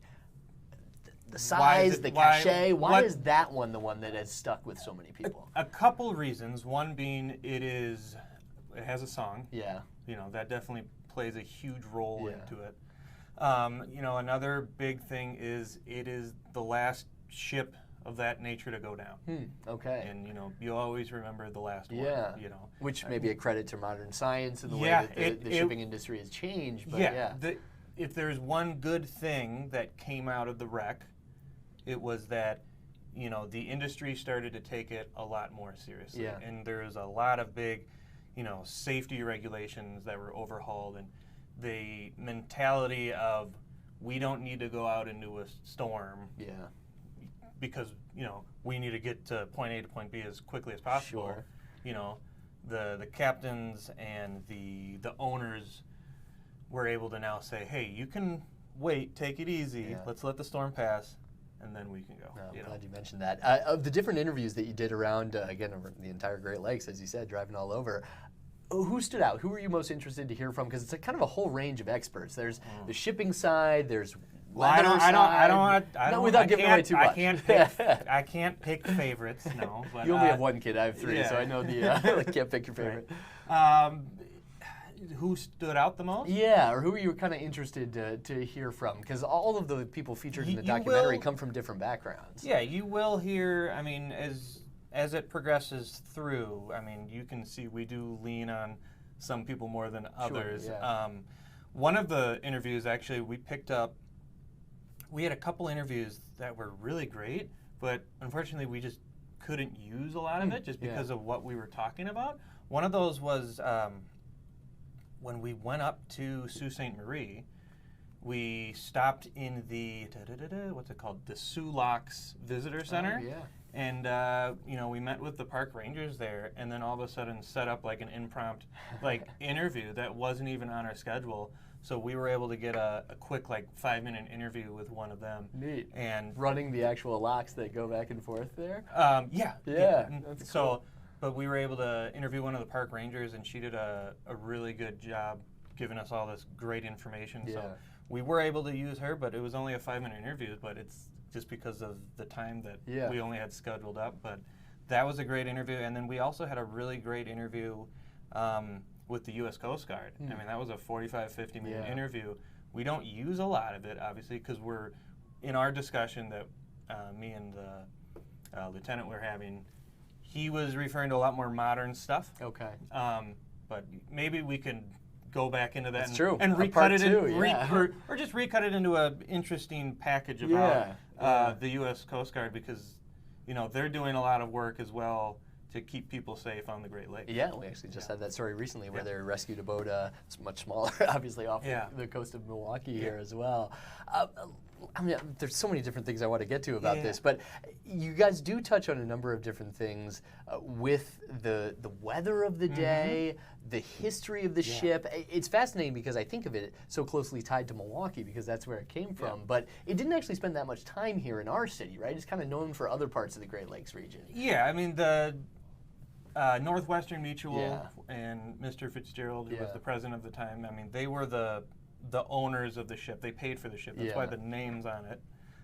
But for the most part, its typical run would have been up from Minnesota, bringing taconite pellets down to usually like Detroit or Toledo most of the time, and they'd use those pellets to make steel.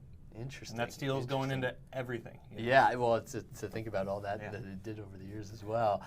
The actual wreck itself, that's kind of an element to the story, and also tied into some of the further elements, I guess you could say, parts that we'll have from our sister stations as well. Why don't you get into some of that? So, we do. So we are working with the Twin Cities. Yep. With Channel 9. Okay. And then we're also working with Detroit with Fox 2 as well. And basically, we were treating this kind of like a 3-parter. So we're all operating under the Gales of November banner, and the one you'll watch tonight. The one you'll watch tonight, right there, boom. That's we're going to be focused on kind of the history of the Great Lakes shipping, and we talk about the final voyage itself. Part 2 is being made by Fox 9 up in the Twin Cities. Their focus is actually going to be a lot more about the final dives down to the wreck. And they're really going to get into why you are no longer allowed to visit the wreckage site. It's completely shut off. You cannot go there. Because there is a whole culture of Great Lakes diving as well. And people will scuba dive down to these wrecks as well, but not that one. Well, you would not be able to dive down to there. It's 530 to 550 feet below. You need specialized equipment to actually go down there. You need a submarine, or you need a special kind of a robot, almost space-looking diving suit. But the fact that people have been there, that we were able to discover the wreck, how much did that change what people learned about the actual tragedy itself? Or there's still so many questions out there, right? They were able to learn a little bit, but unfortunately, it is one of those things where there's never going to be a definitive answer of this is why the ship sunk, and that also adds to the mystery of it, really. Yeah, interesting. Even just from that picture there, as we had the graphic up again, the scale of it. I know we 729 feet. Anything to put that into perspective? I'm trying to think that'd be 300 yards or 100 yards. You're asking the wrong person about math. What was crazy, so when we were doing our Lake Michigan loop, we went to one of the museums, the Valley Camp. That's actually just built into an old ship. Oh, cool. That ship was about a little over 500 feet. And that was like, oh, this is cool. Yeah. And then we go down to the Toledo, and they have a ship out there.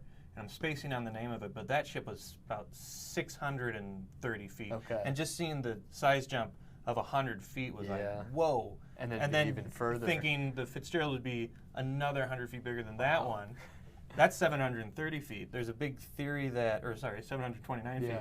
I mean, one of the theories of how the ship went down was you might have taken a wave, nosedived, hit the bottom. And if it's so long, hits the bottom, there's still maybe a couple hundred feet sticking out of the water when it's touching the bottom. Because it sank in about, 500 feet of water or something like that, where it was eventually found? Man, crazy. And what's even crazier is that, or incredible more really, is that the ships today that are on the lakes, those are all 1,000-footers. So they went even bigger after that. Wow. Yeah. We're talking about the ship almost as a character, and it has become that over the years. Of course, the actual lives on the ship, the 29 who perished. How much of that is part of the documentary? Families, relatives, things like that? We dig into, we mainly focus on the captain, Captain McSorley, and then talking about what life was like for, not just for the crew on the Fitzgerald, but what life was like in a broader stroke about mariners on the lakes in the 50s, 60s, and 70s. What stood out to you about that versus what we might assume that life is like? I didn't realize how long it is. I mean, these men that were working on these ships, they were gone 9 months out of the year. Pretty much as long as you're able to physically get a ship through the lakes until it all freezes over, and like you're gone from your family a lot. Wow. Yeah. And imagine communication 50 years ago, not exactly what we have now. They didn't have cell phones, they didn't have FaceTime, so it was, basically you'd wait to get back to the dock, and then you could call your loved ones up, or maybe they'd be waiting for you there. Learning that one of the regular runs that the ship made a lot of times was down to Toledo, so a lot of the families lived in Toledo. Okay. Yeah, but I don't want to get too much. I know, we're not giving it all away. We're not giving it all away. Okay, maybe one last question for you, since you and I both enjoy the photography side of our business quite a bit as well. Was there a shot that you got that'll be featured tonight? Was there a piece of video that you found that's used in it? Some of the visuals that people have to look out for tonight that really kind of drew you in. Yeah, we were really lucky to be blessed with getting a lot of great archival photographs and video, both from historical societies and museums, and even from the Milwaukee Public Library, and also from our own Fox archives as well. So that really helps kind of paint the scene and transport you back, and just helps get you in the mindset of the era. We also, when we were up doing the trip to way up Upper Michigan. The first morning, we went out to Whitefish Point. Whitefish Point is kind of there's a lighthouse out there. There's also the Great Lakes Shipwreck Museum. Whitefish Point was the spot that the Fitz was trying to reach, because if it could have gotten to, and it's speculation, but if it could have gotten to Whitefish Point and into Whitefish Bay, calmer waters, maybe there would have been a different result. That's all speculation, of course, but when we got out to Whitefish Point, the sun was coming up, and we get our camera equipment out. We go up to the beach, cresting the hill, and there's a beautiful freighter passing the horizon. So that's one of the first shots that you'll see. And it was really a cool moment of just seeing it out there on the lake. A little window into that lake. And Whitefish Point at the Shipwreck Museum as well, they actually have the bell that they recovered from the wreckage site. So you can go up there and see it. And I think that's one of the things too, is if for people watching it, I hope it sparks a little bit of curiosity and makes them go, oh, maybe I'll go up to Whitefish Point and see the bell, or go to the National Museum of the Great Lakes in Toledo, or read some more books about it. Just spark that curiosity. I like it. It feels far away, but it's not that far. We have a lot of great history in Wisconsin. In the Midwest, it's right there. Certainly put the miles on the station vehicles and a lot of hours into the edit bays as well. Really excited for this, Andrew. Thanks for joining us here. It is the Gales of November, the final voyage of the Edmund Fitzgerald, premiering tonight at 7 p.m. on Fox 6, here on Fox Local, on our YouTube channel. And if you do have some plans tonight, if you can't settle in for the premiere tonight, it will be available after that on Fox Local for you to check out. Congrats, man. Really excited to see the full final product. Absolutely. All right, we'll take a quick break here on the Wisconsin Live Desk. Who knows what we'll find on the other side. Thanks a lot for watching. All right.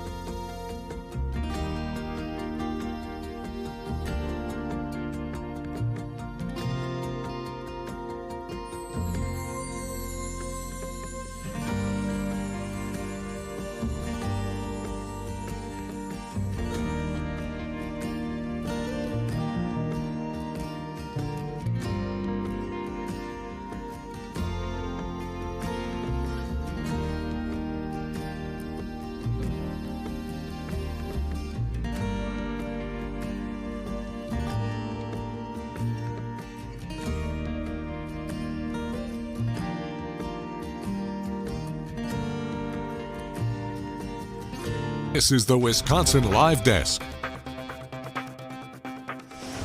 Welcome back to the Wisconsin Live Desk. Carl Deffenbaugh with you here. Hey, look, adjusting the cameras as we're back now to our usual one-person show here. That was fun having Andrew, and really excited. He's done such hard work on that. He's interesting format change too. He usually does a lot of the commercials, the promotions that you'll see on our channel where it's a flash. It's really a lot of sizzle in 30 seconds, and instead he's putting together a long documentary for us. So a nice challenge for him, and he's one of our better editors in the building. So neat to see what he has coming for you tonight.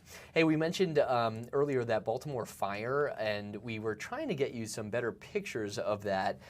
Looks like we have a cleaner shot now, so let's try to do that for you here. This is a live look from our sister station out in Baltimore, Fox 45, which has been covering for an hour or two now. Crews on the scene of a 4-alarm fire. Heavy smoke caused evacuations in this neighborhood of Baltimore as well, starting around 1:30 local time, so about 12:30 here in the Midwest. According to the Baltimore Sun, the fire was a 3-alarm fire before then got upgraded to that 4-alarm fire. And the fire department did ask people in the area to avoid the area, stay away as well. A number of different homes in that area have been evacuated as a result. Still waiting, though, on a word about what caused the fire, the extent of this fire, or if there were any injuries either. So far, there are no reports of injuries. Certainly hope that continues to be the case, but we just haven't heard one way or the other yet from, again, our sister station out there in Baltimore. So something that we're following for you here at this hour on the Wisconsin Live Desk. There was also, by the way, the Maryland Transit Administration, a temporary detour for the buses in the area, avoiding this. As you can still see, just the changing wind patterns, how much smoke is still in the air in that neighborhood of Baltimore. So we'll continue to check in on this for you throughout the day, but wanted to make sure that we got you that picture as you see some of the reporters from our Baltimore station there checking in with firefighters and seeing what the scene is like, masks on in many cases for some people with so much smoke in that area as well. So something that we're following for you here on this Friday afternoon, and we'll try to bring you any updates as they come. You know what, we've had a lot of news, and unfortunately a lot of it serious today, as that is just the nature of it, both here locally, some of the stories we've been covering nationally as well, when it comes to the government shutdown and what's happening in D.C. or what's not happening, I guess. How about a little bit of fun? This is the beauty of being able to pull up our team of weather experts graphics from the back. I don't know exactly how to pronounce this word, but I'm going to try. An altocumulus undulatus clouds. Yep, that's what it is. Either way, it's beautiful. Thanks a lot to Tom L. in Summit, Wisconsin for sending that in. Maybe in the third hour of Wild here, we can bring in an actual weather expert to describe what exactly that cloud formation is. But either way, whether that was a sunset or a sunrise, kudos to Tom for capturing an absolutely beautiful picture in Summit, Wisconsin. Hey, since I haven't bugged him yet much today, let's bring in our producer, Carrie. You wanna crack at that one, Carrie? You wanna crack at the name here? I think you nailed it on the first try, actually. The altocumulus is the easy part of this. The second one was the hard part. I know. I was feeling pretty confident halfway through there, but yeah. We got there eventually. Either way, like I said, beautiful picture from one of our viewers. And hey, you can always send us pictures. Carrie, by the way, works leading our web department and our digital side of things, so he's always appreciative of those viewer pictures that got sent in. Right, Carrie? Absolutely. We're getting into snow season, too. Hey, you guys debuted the snow stick out there, right? Bert's back on the weather deck? We did. I don't know if it's something you can bring up, but it is now with a new camera, all routed through our server system here at the station, so the camera's never been as clear, and we've given the we've updated the thermometer, which has just replaced it, really. Important still. And yeah, everything's just really super easy to use, and it'll be up 24/7 whenever somebody wants to look at what's going on the deck. Well, it's going to be a much more pertinent starting this weekend, right? As we give you a live look from our Estabrook Park tower camera there. You wouldn't know it based on the weather we have today. Almost 60 degrees. It's at 59 degrees, the official temp on the bug there in the bottom left of your screen here at 225. Beautiful, barely a cloud in the sky as we look over Lake Michigan there. But man, are things going to change over the next couple days. Maybe not necessarily tonight into tomorrow morning, but Saturday and Sunday we're going to start to see snow mixed with rain back in the forecast. Not exactly massive accumulations. In fact, the other side of the lake over towards Muskegon, Michigan, and some parts of that might get some lake effects, so they could see some substantial inches, but unclear what we will be getting, but mostly just a taste of what's to come, a nice little reminder of what's coming. Rob did mention in this morning's meeting that roughly about 24 hours from now it's going to be a little bit on the ugly side, so absolutely. There you go. So enjoy views like this while we have them, because we know what's coming over the next few months here in Wisconsin. I just noticed this popping up on one of our feeds. It looks like one of the fire officials, it looks like the chief of the fire department of Baltimore is speaking. Let's try to get some details on that fire. Possibly a toy manufacturer, some type of textile business.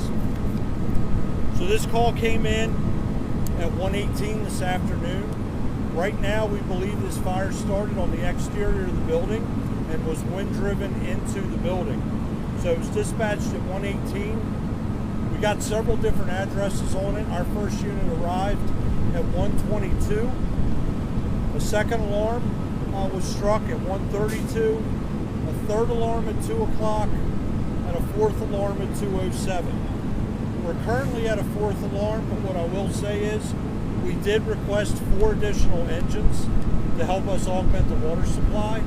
We also have an element from our hazmat team here, which is going to assist us when we begin to relocate families into their homes, and I'll explain why in a minute. Our crews initially made an aggressive interior attack. However, fire conditions rapidly deteriorated. This evolved. Here we are again with another wind-driven fire, as I'm sure you all saw. So the incident commander did withdraw crews, and they went exterior. Our crews evacuated 23 civilians, all of which were from the 400 block of West 23rd Street, and they've been relocated up the street at a church. All civilians are in good shape. We've had no civilian injuries. We've had no firefighter injuries. With us on this incident scene is DPW. Well, there you go. That's the really good news coming from what looks to be the chief of the fire department in Baltimore, Maryland. No civilian injuries, no firefighter injuries. From what they thought, it sounded like maybe a factory of some kind. They didn't know if it was like a toy plant or a textile plant or something like that. So that's at least good news in terms of the injuries coming from what looks like a massive fire. Went up to a 4-alarm fire at one point in Baltimore. Hey, one more short break here on the Wisconsin Live Desk. Then it's time to hand things over to Sam Kramer for hour number 3. A quick 2 minutes. We'll be right back to do the handoff after this.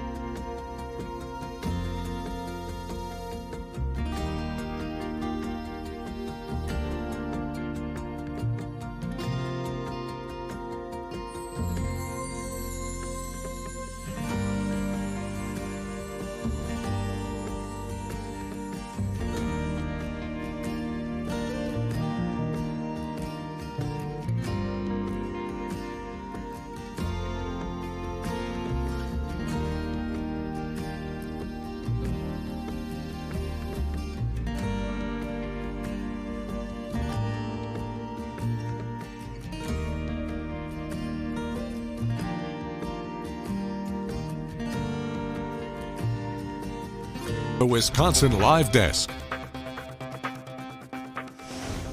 Welcome back to the Wisconsin Live Desk on this Friday afternoon. It is 2:30. That means it's time to pass the baton to Sam Kramer, who's handling Hour 3 duties here on Wild for us today.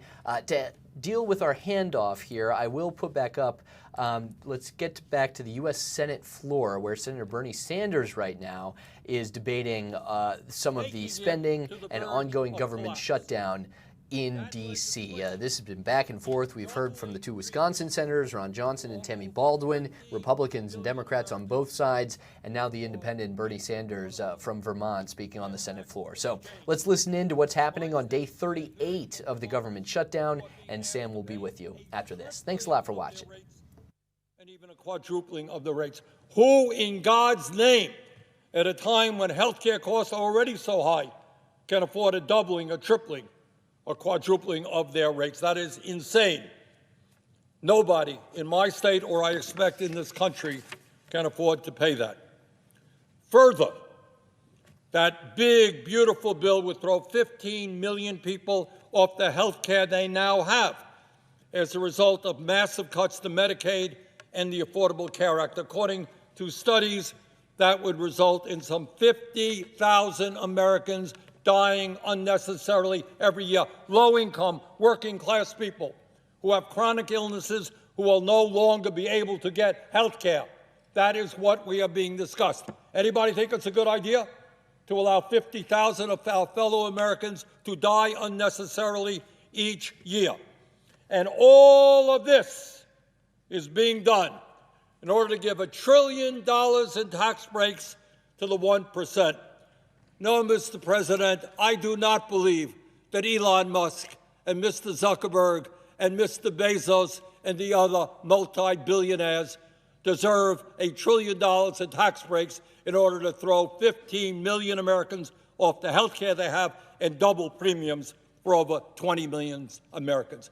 I don't believe that. The overwhelming majority of Republicans, Democrats, Independents don't believe that either. Mr. President, the American people understand that the Republican Party controls the White House, they control the Senate, they control the House of Representatives. And understandably, for that reason, poll after poll shows that Americans hold the Republicans accountable for this shutdown. But it's not just polls. On Tuesday, there was an election in which Trumpism was overwhelmingly rejected from Maine to California and a lot of states and cities in between.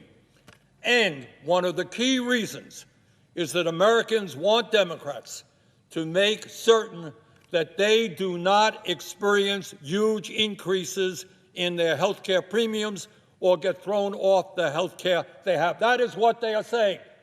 We cannot afford a doubling or tripling in our health care costs. Stand with us. That's what that election was significantly about. President Trump claims to be a deal maker. In fact, he wrote a book called The Art of the Deal. Well, Mr. President, the ball is in your court right now.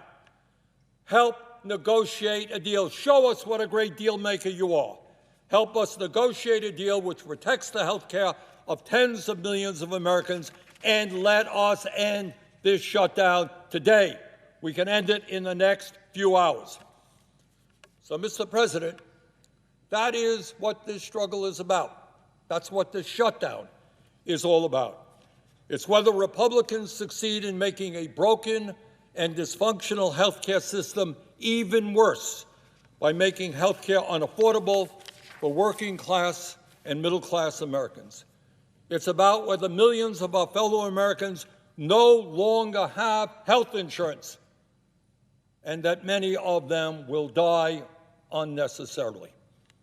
So, Mr. President, we are hearing right now, every one of our offices are hearing tragic stories of families having to decide whether they can pay for their parents' cancer treatment, for example, or whether they will see a parent die without that life-saving care. There are millions of Americans now dealing with chronic disease.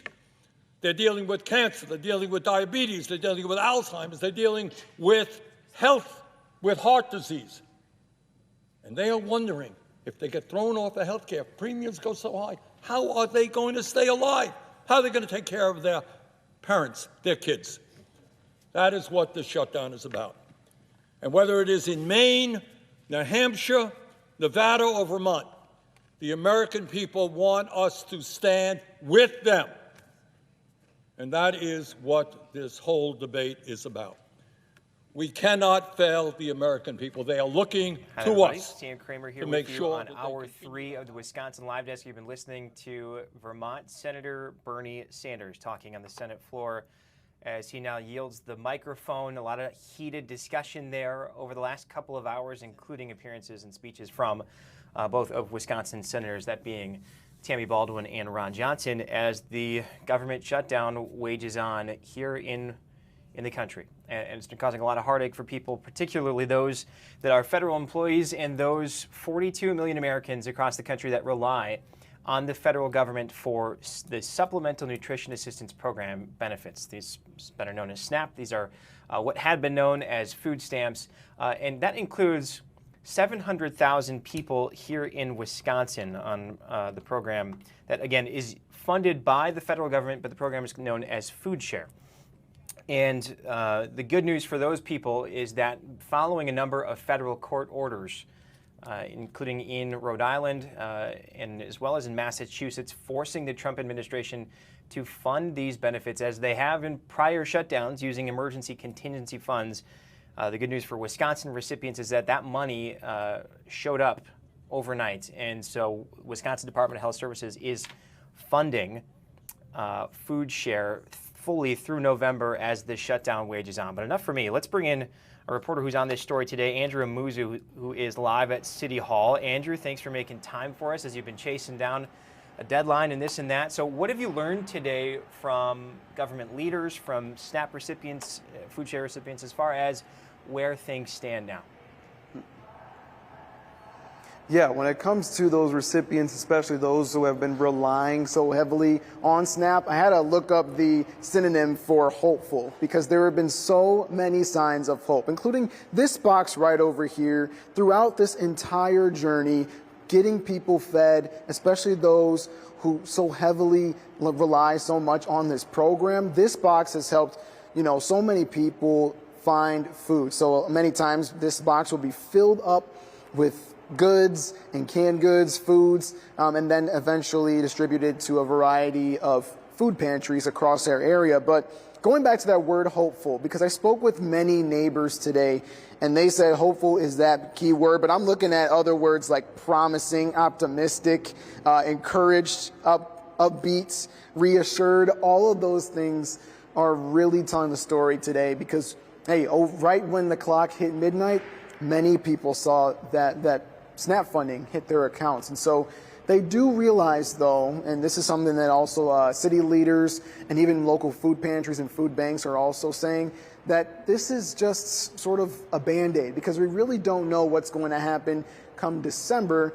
We're just focused right here on November, which includes one of the biggest food holidays, of course, Thanksgiving. So many people are very assured that there will be food on the table for Thanksgiving for them.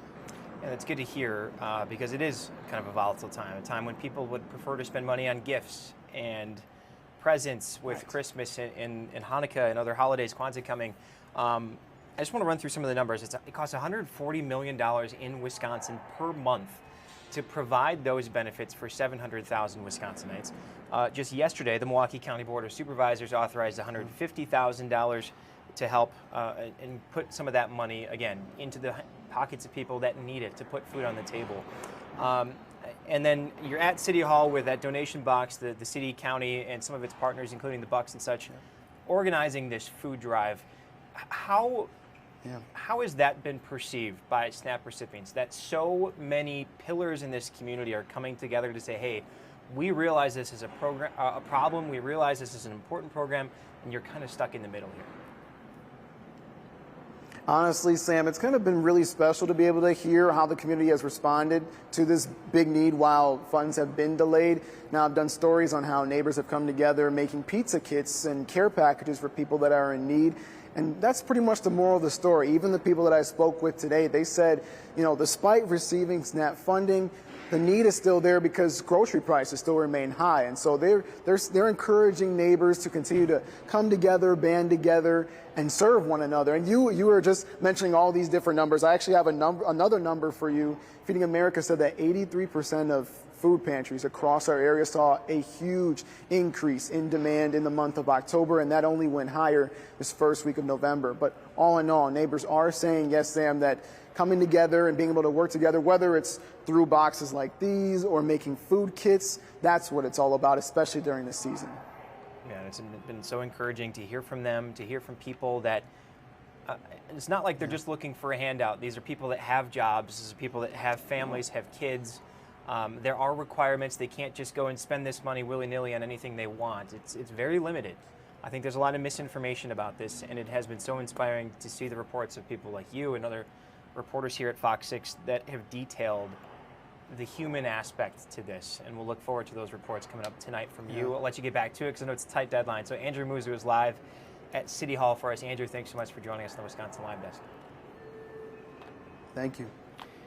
Okay, so there you go. It's a kind of a thesaurus day for reporters in Wisconsin who've been covering this intently over the last couple of weeks, this being the SNAP situation, the food share benefits here in Wisconsin. Again, for 700,000 people kind of waking up like on Christmas morning, at least for today, knowing that this is still a volatile and fragile situation. The Trump administration did file a response in federal court in Rhode Island asking for an emergency pause on the judge's order to figure things out. And so, nevertheless, that money is there for them now.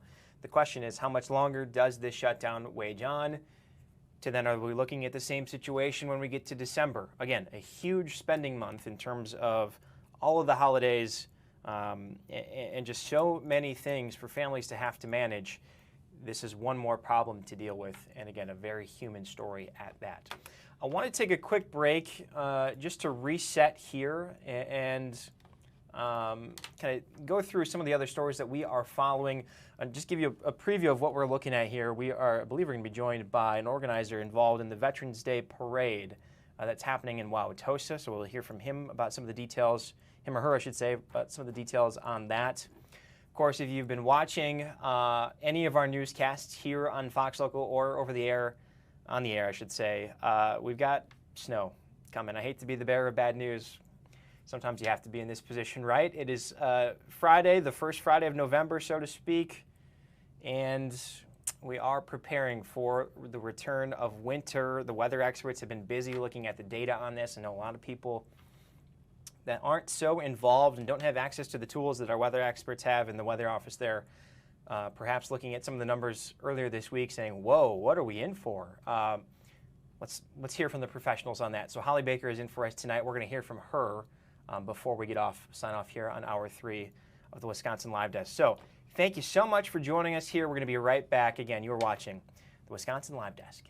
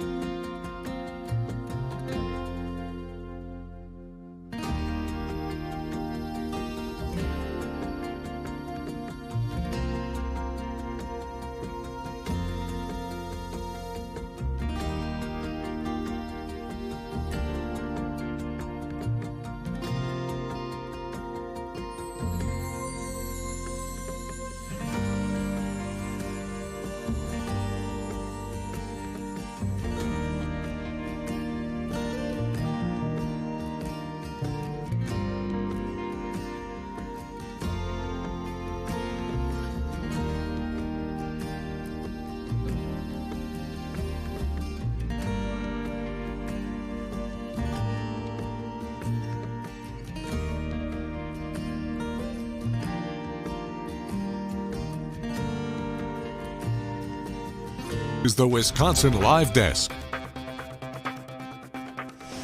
Hello, everybody. Sam Kramer back with you here on Hour 3 of the Wisconsin Live Desk. It is Friday, November 7th. Thanks so much for joining us as we get into the weekend. Again, the first full weekend of November in which we are planning for, yes, the return of winter. We're going to have more on that with our weather expert, Holly Baker, coming up over the next 45 minutes. We've talked about the government shutdown. That's the big story nationally, that a judge ordering the Trump administration to restore funding for SNAP that affects 42 million Americans. 700,000 Wisconsinites saw that money return to their food share accounts overnight. Another big story we're following is in the entertainment world.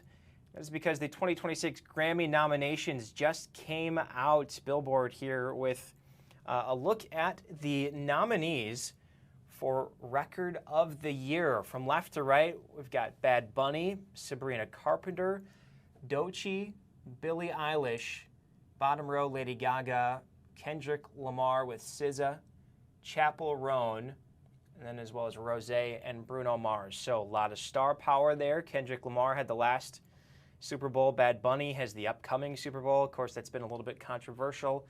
Here are the nominees for Album of the Year. Bad Bunny, Justin Bieber, Sabrina Carpenter, Clips, Pusha T and Malice, Lady Gaga, Kendrick Lamar, Leon Thomas, and Tyler, the Creator. So a little bit of everything. Some pop, some rap, some hip-hop, nevertheless. Okay, so let's change gears. This is Best Rock Song. Again, the 2026 Grammy nominations. As Alive as You Need Me to Be by 9 Inch Nails, Carmel by Sleep Token, Glum by Hayley Williams, Never Enough by Turnstile, and Zombie by Youngblood. And then let's move on to Best Country Song. Bitin' List by Tyler Childers, Good News by Shabuzi, I Never Lie by Zach Top, Lainey Wilson's single Somewhere Over Laredo, and A Song to Sing by Miranda Lambert and Chris Stapleton. So a lot of interesting and good music picks. Certainly if you are a music lover, these are the nominees for Best Rock Album. Private Music by Deftones, I Quit by Haim, From Zero by Linkin Park, Never Enough by Turnstile, and then Idols by Youngblood. And then I believe we have Best Alt Rock Album as well. Here we are. And those nominees are Sable Fable by Bon Iver, Songs of a Lost World by The Cure, Don't Tap the Glass by Tyler, the Creator, Moisturizer by Wet Leg, and Ego Death at a Bachelorette Party by Hayley Williams. A lot of artistic names there. And then Best Pop Solo Performance, Daisies by Justin Bieber, that's been everywhere. Manchild by Sabrina Carpenter, that too has been everywhere. Disease by Lady Gaga, The Subway by Chappell Roan, and rounding it out is Messy by Lola Young. So those are just some of the nominees there for the Grammys, which as I look over to my screen here, how soon are the 2026 Grammys? They're happening February 1st. So we've got some time on that one, but nevertheless, the entertainment world is trying to actually drum up some anticipation for that. Tell you what, we have some breaking news. Our producer Carrie Doctor just told me, this is from the NFL, an exclusive from TMZ, that Mark Sanchez, the former New York Jets quarterback, product of the University of Southern California, who had been working for Fox Sports as an NFL game analyst, color commentator during games, has been fired by Fox after the stabbing incident in Indianapolis. You might remember that happened Friday night into a Saturday morning. Sanchez was in town to call one of the Colts games. I don't remember what team they were playing. According to the affidavit and the reporting that came out that weekend, was that Sanchez was inebriated. He got into a fight, a disagreement with a food delivery driver, which led to a stabbing. Sanchez himself was stabbed by a man who police say was, and the prosecutors in Indianapolis say was acting out of self-defense. So kind of an interesting story to follow here. Mark Sanchez has been stabbed that weekend. You're thinking he's the victim, but hours later we learned that no, police say he was the aggressor coming at this guy, and he was only stabbed out of self-defense. So that news, again, from TMZ, is that Mark Sanchez has been fired by Fox after that stabbing incident. He was charged at first with misdemeanors. They were upgraded to felonies. I still believe that that process is playing out slowly. And how about some more breaking news? And maybe these are related. That's just my conjecture. We don't know that for sure. Drew Brees is perhaps coming in to fill that void, as Fox, NFL on Fox here says that a legendary career for the New Orleans Saints quarterback continues with a new chapter, that he is joining the Fox Sports family in the booth for the rest of the season, starting in Week 11, which, as I look at the calendar, that would be next week, yes. So not this week, but next week. So you will perhaps hear his voice here on Fox 6 covering some games in the not too distant future. So some big news there, certainly in the sports world. As I look around here, we still have some debate on the Senate floor. We still have firefighters out at a scene in Baltimore. Tell you what, let's check back in on the Senate, which has been debating about ending the shutdown. Let's listen in. I met with Jeff from Natick, who is fighting stage 4 lung cancer. He pays $35,000 a year for an affordable care, health care plan. $35,000 a year. If he can't keep that insurance plan on December 31st, he will have to pay $300,000 a year. Jeff does not have $300,000. That's about to hit him in about 7 weeks. Barbara, she retired early to take care of her spouse with dementia. Her bill's going from $7,500 a year to $18,000 a year. She cannot afford that.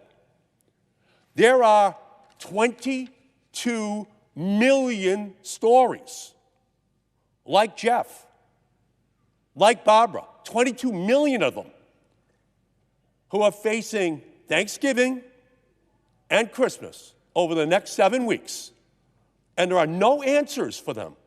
22 million people. That's outrageous. These people are afraid and they're angry. By the way, we saw a lot of that anger come out on Tuesday night. They came out angry. They came out of fear to vote. That's what happened. And it's only going to build and build and build as each day goes by, and we cannot get an answer from the Republicans on how are we going to handle those people? How are we going to give them what they need for those families? And it is very difficult to fathom this abject cruelty of this president, who is happy to force grandma to choose between paying for her prescription and paying for her heating bill, forcing a caretaker to choose between being there for their parent with Alzheimer's or picking up an extra shift, forcing a single mom to choose between paying for a checkup or paying for after-school snacks. And since they have taken over in January, the Republicans have promised that they were going to solve the health care crisis in our country. And all it's done is grow and grow and grow.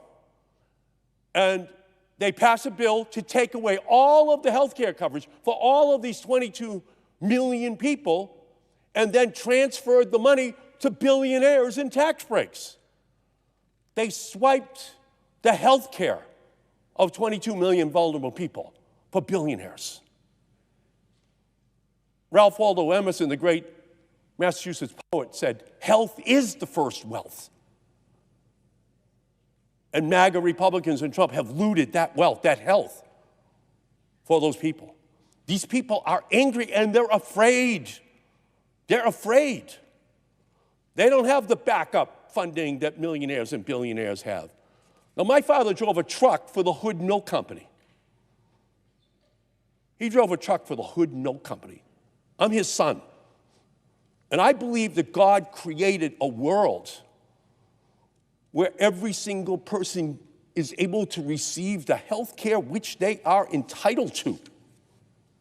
3 meals a day, put children through school, keep them safe from illness, give Americans dignity in tough times.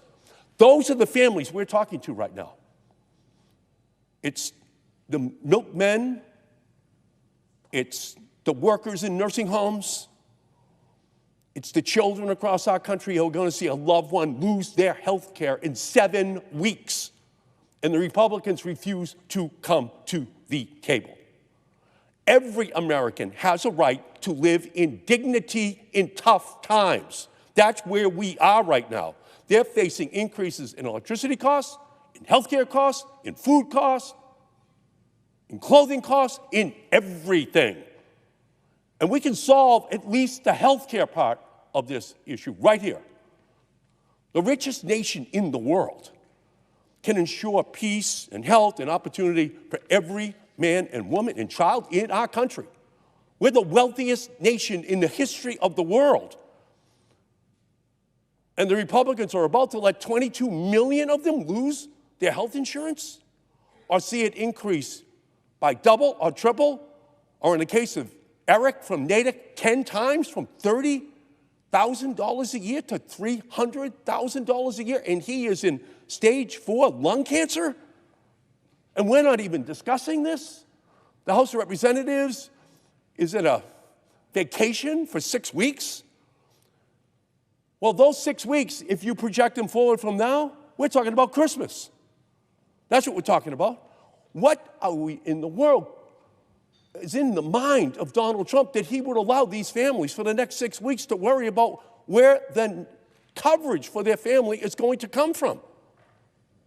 The very least we can do is extend. All right, so we have been listening to, this is Senator Edward Markey from the state of Massachusetts. He is a Democrat. You can probably tell there by some of his messaging.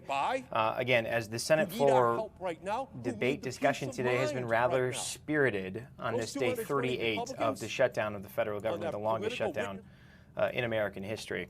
And the debate there being not about food share benefits, which again seems to have been settled at least for the month of November overnight here in Wisconsin, but about health care benefits and premiums for people that rely upon the Affordable Care Act.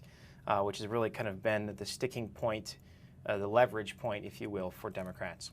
We're going to take a quick break right here on the Wisconsin Live Desk. When we return, we are going to be talking about the Veterans Day Parade happening tomorrow in Wauwatosa. We've got a guest joining us from the Wisconsin Veterans Community Foundation. Stay with us. You're watching the Wisconsin Live Desk.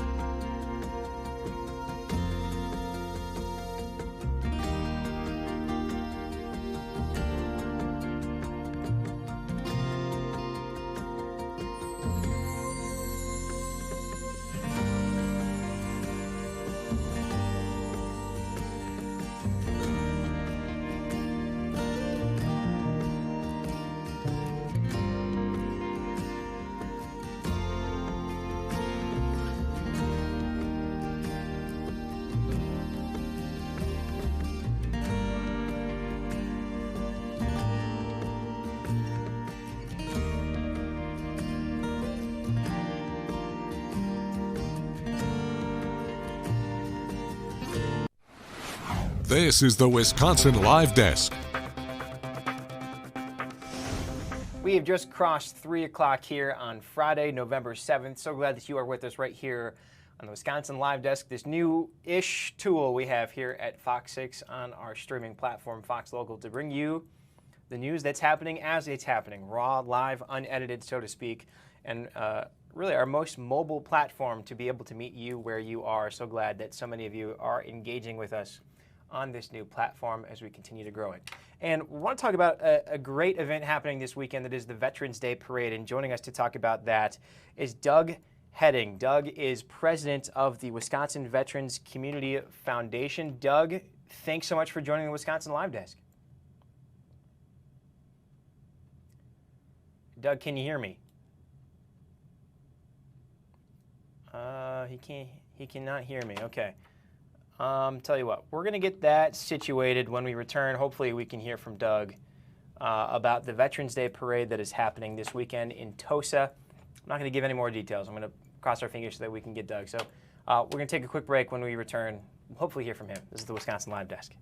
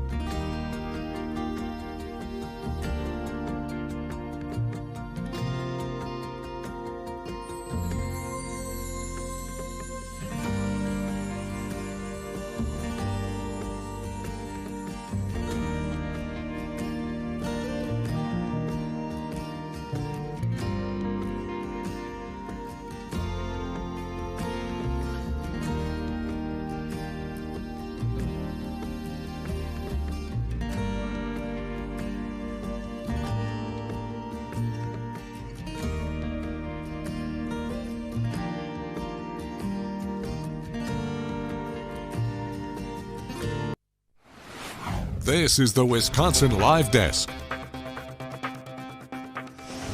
The emphasis on live. It is raw, it is unedited, and we are rolling with the punches here on the Wisconsin Live Desk. So glad that you're with us here on the third hour.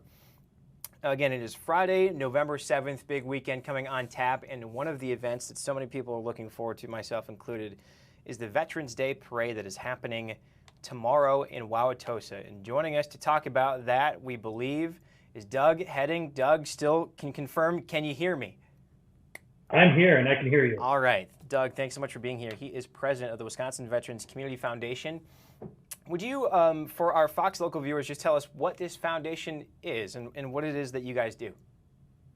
Sure. We started the foundation about 5 years ago, primarily for the purpose of putting on the parade every year. So what we do is it's a 501c3, and we're able to raise money to fund the parade, and then we operate the parade every year through the foundation. And let's talk about this parade. It's coming up tomorrow in Wauwatosa. I believe the map, as I'm looking at it here, is really just a straight shot down State Street, which is a perfect place to go. A lot of room on both sides of the street there. Why is it so important to have this parade, no matter where it is? Well, I think it's important that we honor our veterans, that we recognize, right? Veterans are in our everyday lives, right? In our workplaces, at home, friends, family, relatives, and Veterans Day, it's designed as a day to honor those veterans and their service that they did to the country. So I think it's important that we have these events in order to continue and recognize and thank veterans. It's an important thank you that happens. I understand you're a Coast Guard veteran, so thank you for your service too. I would ask to you, to the other people that are involved in this parade, what do you feel when you see families lined up along the sides? No doubt they'll be waving flags, they'll be dressed patriotically, although albeit perhaps bundled up this weekend. But what do you feel as you are going down that parade route looking at so much pride? I think it's great. I think it's, it shows that, when we're, I know when I first got out, and it was mid 2000s, right? We're in the middle of wars, and so there was a lot of publicity, news, recognition, things like that, and I, to see it continue to happen, even in times like right now, to continue to see that and see people coming out, showing their patriotism, showing their support, and their thanks. It really is. It's a great feeling, and we get a lot of great feedback from the folks that are in the parade, that march through.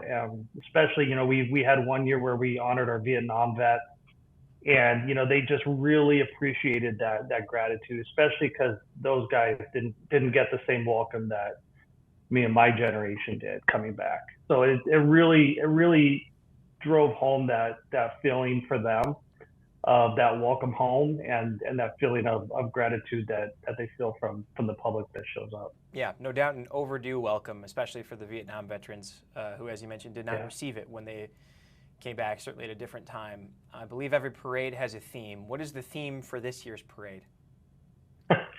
Well, we don't have a theme for this year. Okay. We this year, our I guess our theme is we're changing venues. Historically, it's been in downtown Milwaukee is where we've had the parade, and this year we've decided to change the location to Wauwatosa, and there was a lot of research that went into that. We partnered with the launch program at Elmbrook Schools, and with that, it's a program for their junior and senior students who are in their business classes, and we had them search through various cities around southeast Wisconsin to see, hey, where would be another good viable place where the businesses are involved, the city's involved, just as much as Milwaukee. But we got the feedback that people wanted to see it in different places, so we engaged them, and they narrowed down to Wauwatosa. And so I know your question was around a theme, but I think this year it's working through the logistics of moving the parade, creating new staging areas,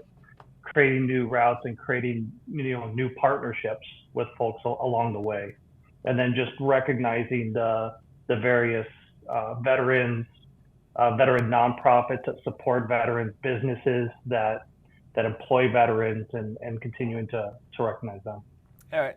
I'm glad that you brought that up because I do remember we have been there before to cover this parade. And again, I'll point to the weather. People are always bundled up on the sides. Sometimes you get rain, sometimes you get snow. But one of the most interesting components to this parade, perhaps more so than other parades thinking about Christmas or the 4th of July, is the connection between generations. That you're going to have young people, whether they're in bag chairs, in their parents' arms, that are going to see people a generation and 2 generations older than them, old enough to be their grandpa, certainly, that just lived a different life, that went and served, and perhaps that person, that young child looking on, is too young, too naive to understand what that person went through.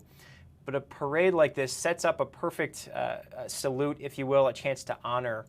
And so I'm curious, what do you take out of the conversations that are spawned, that are born from a day in a parade like this?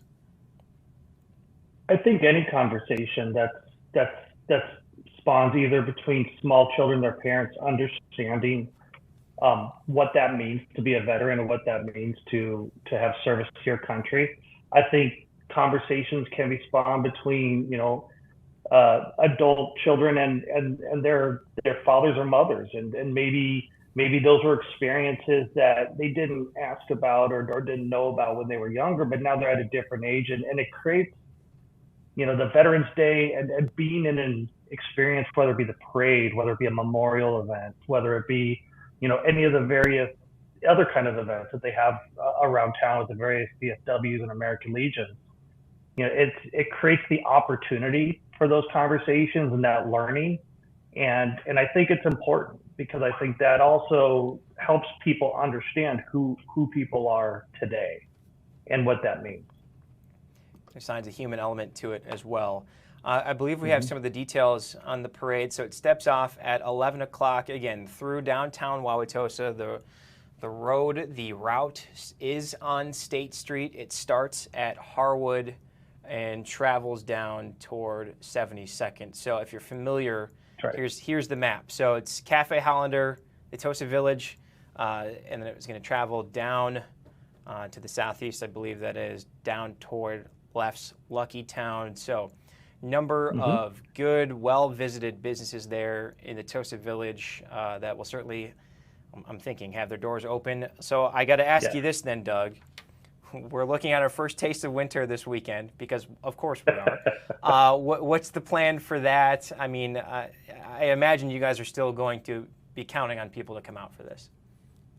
What's surprised, though, this is now our 5th year doing this, and of course, having an outdoor event in November in Wisconsin, right? The weather is always going to be, it's going to be up in the air. It's either going to be nice and mild, or it's going to be raining, or it's going to be cold. And I will tell you, we always have people that come out and come support the parade, support the veterans, support the folks, and get out there. It looks like the weather, might be a little chilly. It looks like the rain's going to hold off till the afternoon.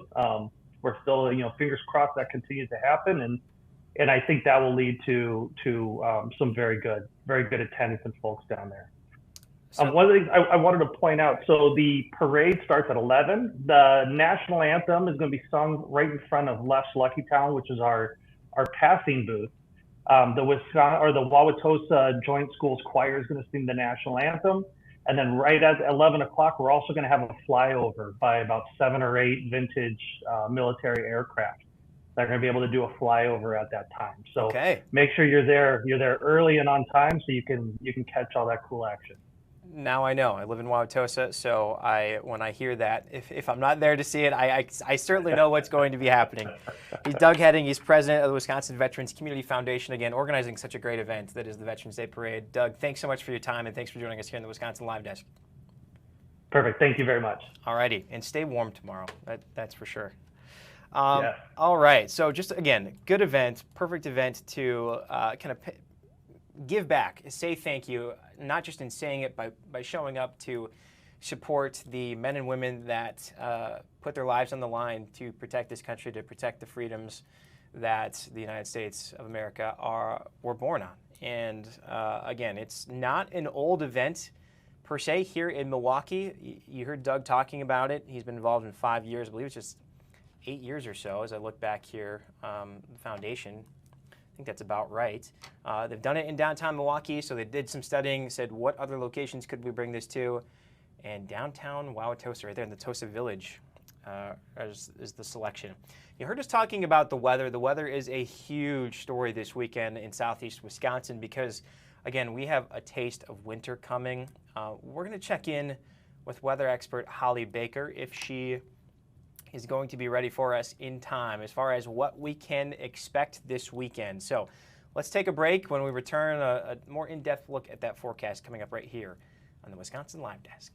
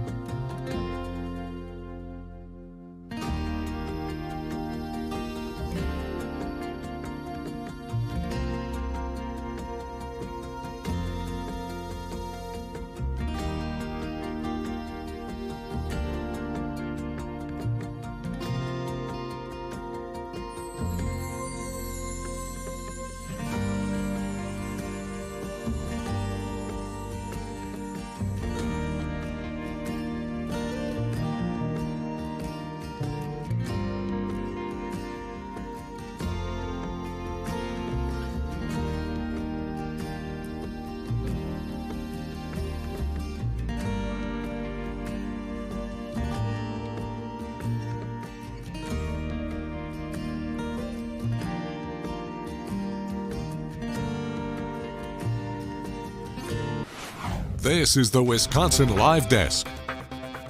And we're back on the Wisconsin Live Desk. I'm Sam Kramer. Thanks so much for joining us here on Hour 3 as we get you ready and prepared for the weekend. And of course, that weekend, or this weekend, I should say, that means talking about the weather. I want to take a look around at some of our tower cameras. This is overlooking downtown Milwaukee. You see the Milwaukee County Courthouse there on the left side of your screen.